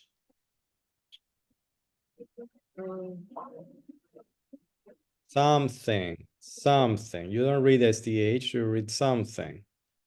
Okay. Richie, number eight. All right, number 8, a bookcase, a piece of furniture with shelves to keep books in. That's right. Perfect. We did it in record time. Okay. Now we're going to read it. Angel, can you start reading, please? First part. We're going to see if we have any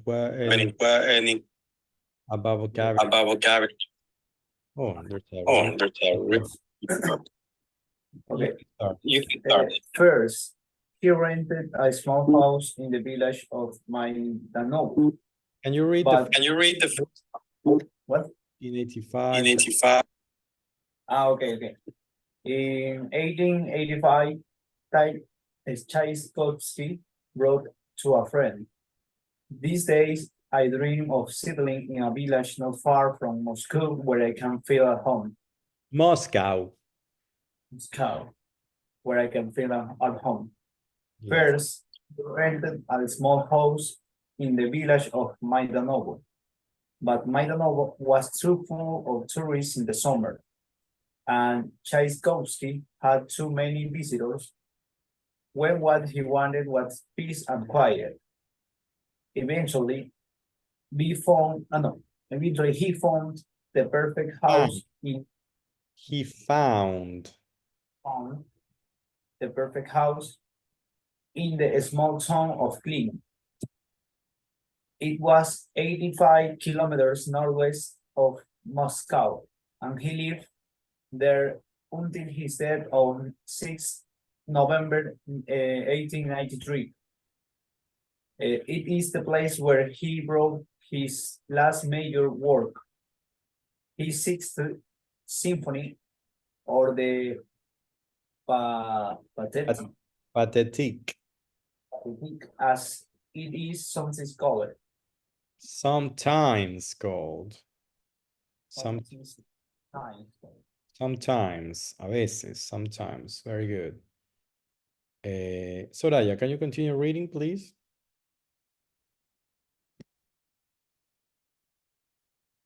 Okay, it's a great wooden house with a green roof. Tchaikovsky, the servant, Alexei lived on the ground floor, and the kitchen and dining room were on the first floor.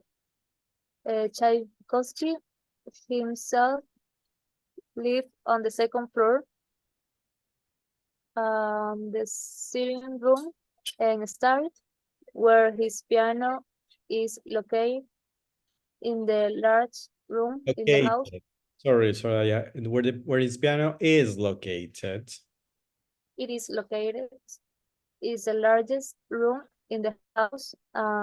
There is a fireplace and a bookcase with his music books.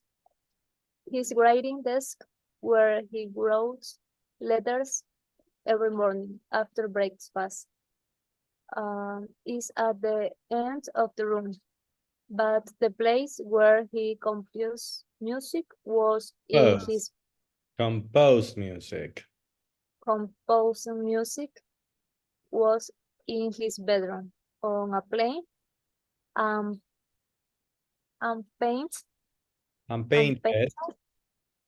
unpainted table overlooking the garden. The garden. Very well.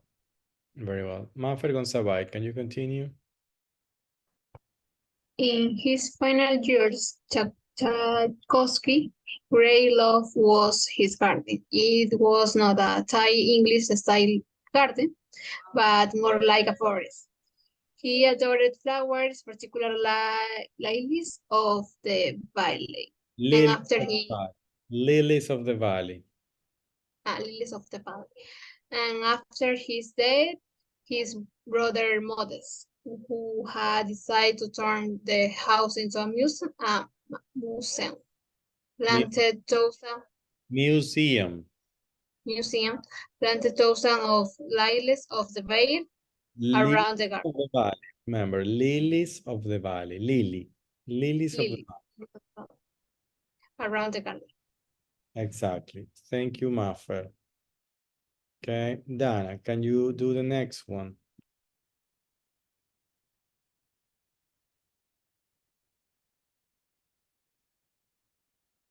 Please, Dana. Can you read? In 1917, after the Bolshevik Revolution, an anarchist named Dorochesco lived there with his family. People say that he fired shots at the portrait of Pope Innocent hanging in one of the bedrooms. He was finally arrested in April, and the house became the property of the state. Exactly. People say that he fired shots at the portrait of Pope Innocent. Pope Innocent. What is Pope Innocent, Dana? Or who is Pope? I don't know. You don't know? What is a pope? Who knows what is a pope? Or who is a pope? El Papa. Exactly. El Papa. Pope Francisco, Pope Francis, is the current pope. But there was a picture, a portrait of Pope Innocent, which is a very old pope, hanging in one of the bedrooms. Okay, that's what it means. He fired shots, disparos. Okay, at the Pope. And why did he fire shots? Because he was an anarchist. Okay, that's what they are trying to explain. Nuria, can you read the last paragraph, please?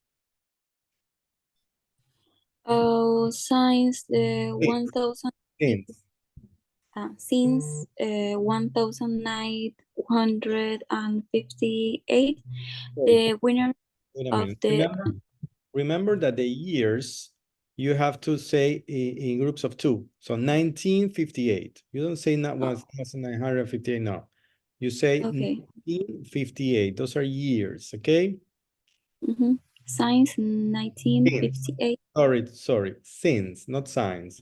Since. Since 1958, the winners of the annual International Tchaikovsky competition have all been invited to come to Clint to play his piano, and there is a tradition that each musician plants a tree in his garden in the hope that, like his music, it will remain beautiful forever.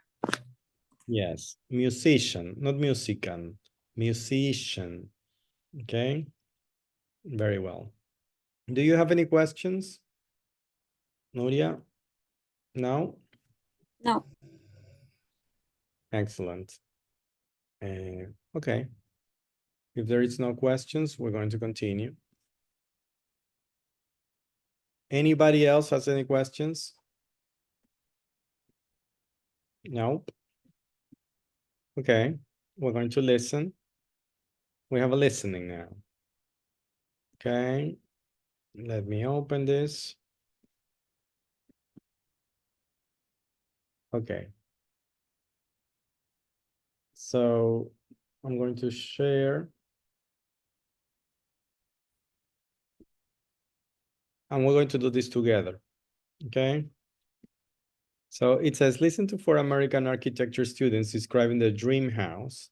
Which speaker's house is the most high-tech, the most luxurious, the most eco-friendly, or the most romantic?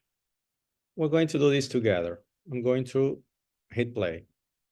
4.23. 1. My dream house would be in one of our national parks like Yellowstone or Redwood. It would be totally green. I'd have solar panels and wind turbines, and I'd collect rainwater. The house would be made of wood and would be heated by wood fires. I would try to live off the land as much as possible, and I'd plant vegetables and fruit and maybe have chickens. It would all be organic, with no pesticides or anything like that. 2. Okay. Maria Fernanda Luque. Which of these 4 is he describing?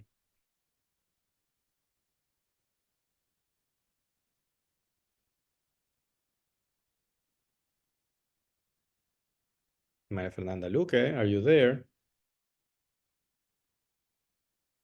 Sorry, I didn't listen to the question. Which speaker's house is the most high-tech, the most luxurious, the most eco-friendly, or the most romantic? We just listened to a person describing a dream house. Okay. Which one of these 4 was that? Were you paying attention? The first was eco-friendly. Eco-friendly, correct. That's the first one. Excellent. We're going to continue. Let's listen and pay attention, please. My dream house would be in Paris. It'd be on the top floor of an old apartment building, and I'd have a view of the Eiffel Tower or Notre Dame. It will be full of furniture that I'd found in antiques markets, places like that, and amazing paintings, one of which would turn out to be an undiscovered Picasso or Matisse. There would be a beautiful old dining table and chairs for candlelit dinners.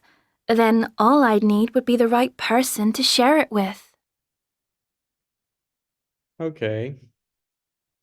Irene, the most high-tech, the most luxurious, or the most romantic? The more romantic. The most Number romantic. Very well. Yes, super simple. The most romantic. Let's continue listening. 3. My dream house would be a flat in Soho in New York. It wouldn't be too big. It'd just have a couple of bedrooms and a huge living room with a home cinema. It would be very modern and incredibly practical, with things like automatic temperature control, a kitchen with all the latest gadgets, if possible, a stove that would produce amazing meals on its own. I'm a lazy kind of guy. Okay, Alejandra, the most high-tech or the most luxurious? The most high-tech. Exactly, the most high-tech. He wants a stove that produces meals on its own. That's very weird. And the last one? 4.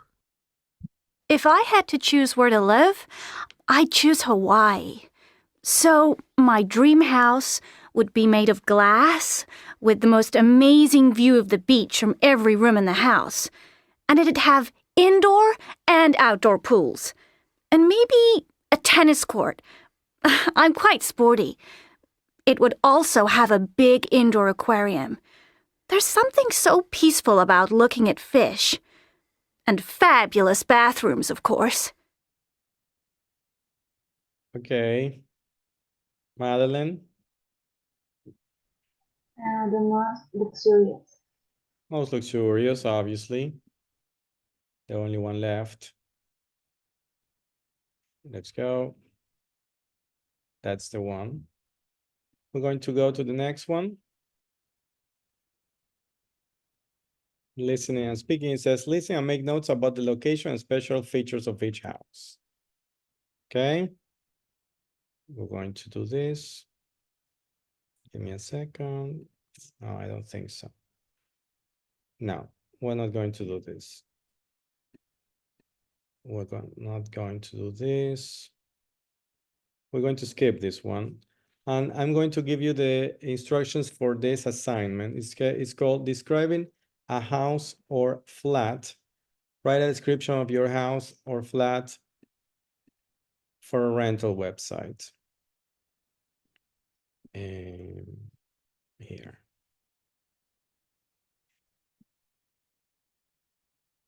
Okay, you're going to have to do this. I'm going to open it up so you can do it as a homework. But first, I'm going to share what we're going to do.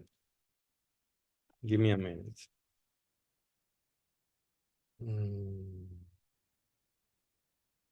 Here it is. Going to focus on the book right now. So this is what we're going to do. Okay, we're going to first we're going to read this, and I'm going to send this as a model so you know more or less what you have to do. Okay. So let's start reading. Alison, can you start reading this? Beautiful one-bedroom flat in Budapest. Beautiful one-bedroom flat in Budapest. The flat is perfectly situated in the heart of Budapest, 15th district. It's a cozy 50th district. It's a cozy 55 square meter flat on the 11th floor of a new building with a lift. It has one large double bedroom, a spacious living dining room with a balcony, a modern, well-equipped kitchen and bathroom. Thank you. There's Thank you. Well-equipped kitchen and a bathroom. Nicole, can you continue reading? Estoy perdida, perdón. Here, there's a spectacular view. Yeah. There's a spectacular view of Danube. The Danube. The Danube. Danube El Danubio, un río. Okay. from the windows. The living room living room has a big table, which is ideal for having a meal with friends.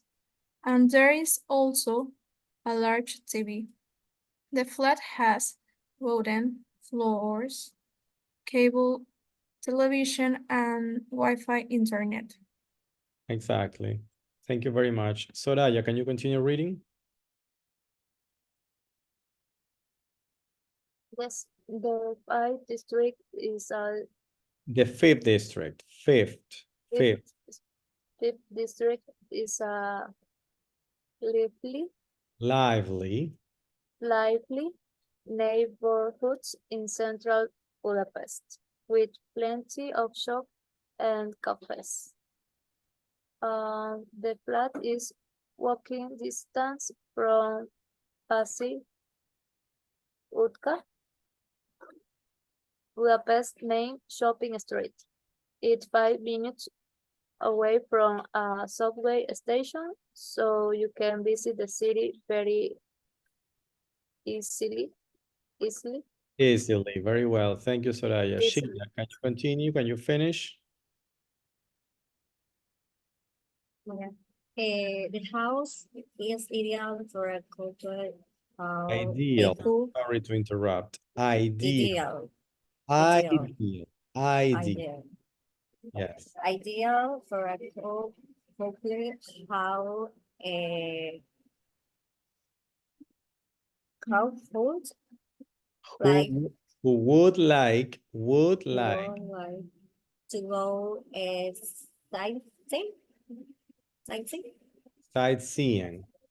Sightseeing in this beautiful town. It's a no smoking house and no pets are away. Are what? Are all anywhere. Allowed. Allowed. No pets are allowed. Okay. So this is what you're going to do. You have to write something similar about this. It says, write a description of your house or flat. So it has to be a description of your house where you live. It says, write a description of your house or flat for the website.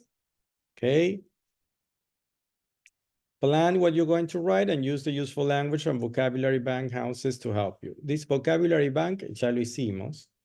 Es el dibujito de la casa con las diferentes partes, el balcony, entrance, patio, terrace, todo eso que ya vimos. ¿Ok? Vamos a utilizar este vocabulario que está acá. Yo todo esto les voy a pasar por el grupo de WhatsApp.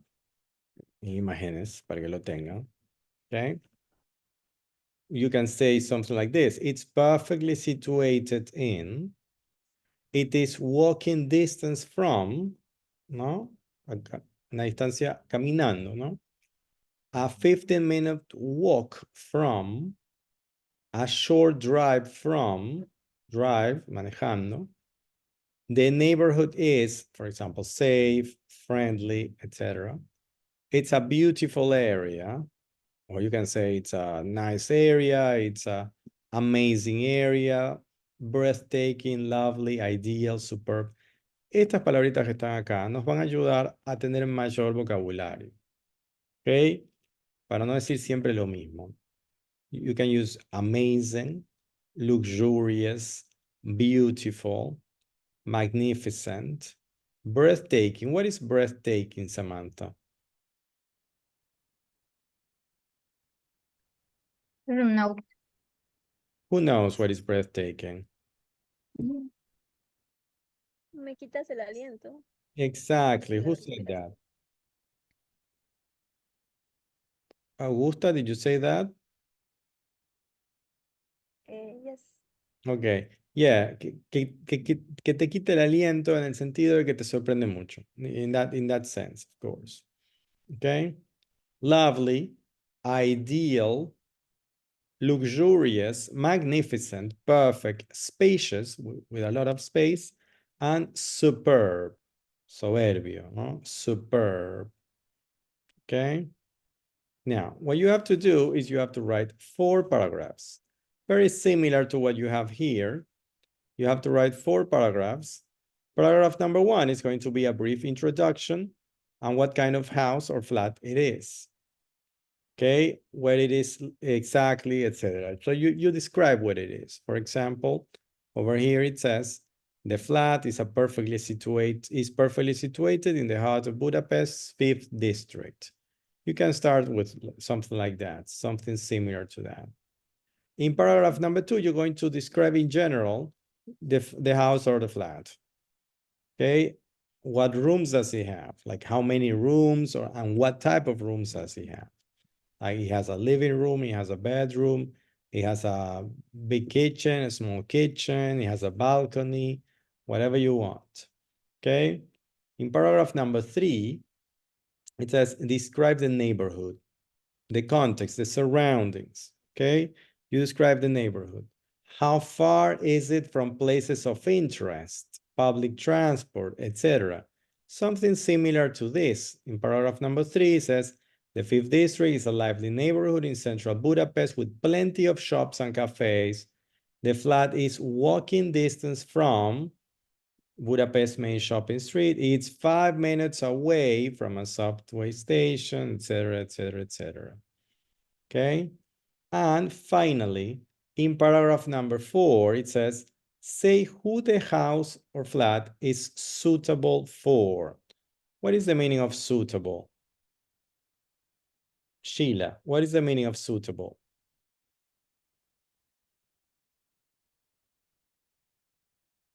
Sheila.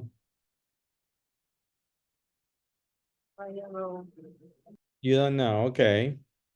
Maria Gracia Orberán, do you know what is the meaning of suitable? Adecuada. Exactly, very well. Thank you very much, Maria Gracia. Yes. Say who the house or flat is suitable for. ¿Para quién es ideal esta casa? ¿Para quién es adecuada? And are there any restrictions? Look at our example. It says, the house is ideal, es ideal. It's ideal for a couple who would like to go sightseeing. What is to go sightseeing, María Gracia?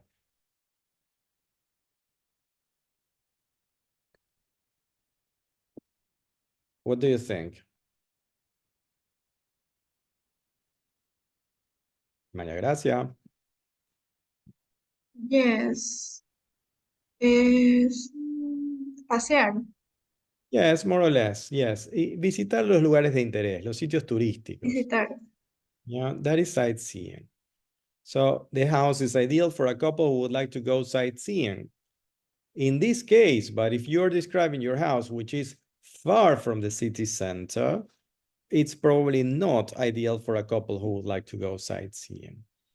Understand?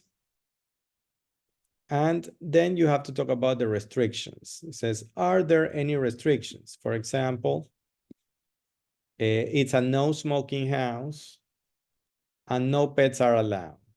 No smoking house, I think you understand. No pets are allowed. ¿Qué significa allowed, Katy?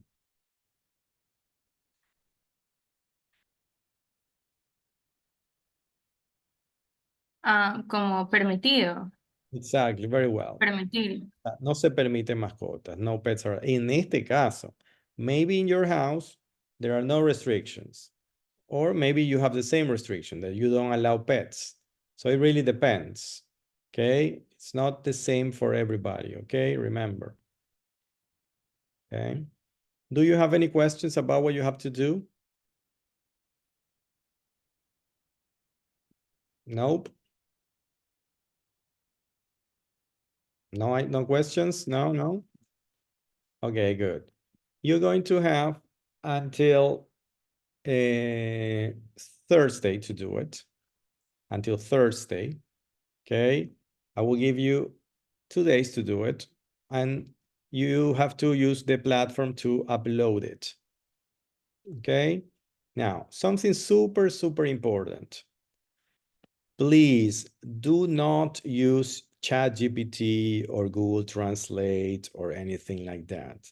I can immediately tell who is using those type of programs. And if you have that, I don't grade it. ¿Ok? Lo explico en español para que se entienda. Si usan ChatGPT o inteligencia artificial o Google Translate o alguna cosa de esas, no lo califico. Tienen 0. ¿Sí? Es importante y eso les va a bajar mucho la nota.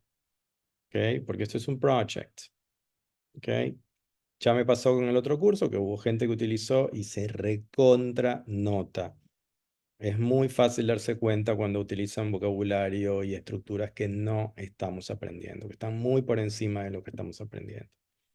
¿Ok? Entonces, no se les ocurra. Usen su vocabulario. No importa que tengan errores. Si hay pocos errores, no pasa nada. Les pongo 9, les pongo 10. El problema es que traten de engañarse a sí mismos, porque ni siquiera es que me engañen a mí. ¿Ok? Así que, por favor, antes de empezar a hacer esto, les recuerdo, me recontra de cuenta. Es muy, pero muy evidente cuando alguien está usando uno de estos programas. ¿Ok? So, please remember not to do that. So, in a minute, I'm going to upload to the WhatsApp group all the instructions that we just saw that are in the book. I'm going to upload it as pictures, okay? As screen captures. So you have all the information that you need, okay? Remember to try to do it for Thursday, okay? You have until Thursday, more or less in the evening. I don't know. I will try to give you a little extra after the class. Okay, so I think in a couple of days you can definitely do it. Do you have any questions about this assignment? No? Okay, good. Teacher, ¿hasta cuándo se puede entregar esta descripción? Sorry? Es que todavía no está abierto para escribir. ¿Hasta cuándo se puede entregar? No está abierto porque todavía no lo abrí. Recién les estaba explicando qué era lo que había que hacer. Les acabo de decir, hasta el jueves, until Thursday. Okay? You have 2 days to do it. Is that okay? I will send you the instructions and I will immediately open the assignment so you can do it now, or later, or today, or tomorrow, whenever you want. Okay? Yes? Do you have any questions about this? This is super important. Do you have any questions? No? No questions? Okay, now, if you have any questions later, tell me, who is speaking? Yeah, Maria, Augusta. I see I'm just asking in case it is another. Describe a house or flat. Describe a description of your house or flat. That's there. We have to do, right? Yes, yes. That's the homework. Yes, that. And only thing that I didn't understand was if the deadline is until Thursday at night or Wednesday at night. No, Like Thursday after the class. Our class finishes midday more or less, so it will be Thursday in the afternoon, for example, or Thursday at night. Okay? Okay. So if you don't have to do it, if you don't have time to do it before the class, you can do it after the class. That's it. But it's going to be until Thursday. Okay? Any other questions? No? Okay, good. Well, we continue. We continue on Thursday. Okay, see you in a couple of days, guys. Remember, if you have any questions, ask me via WhatsApp. I'm going to send everything right now, but if you do have questions, you can ask me via WhatsApp, okay? Good. Okay. See you then on Thursday. Bye-bye. See you. Bye, thank you. You're welcome. Bye, thank you. Bye, girls and boys. See you.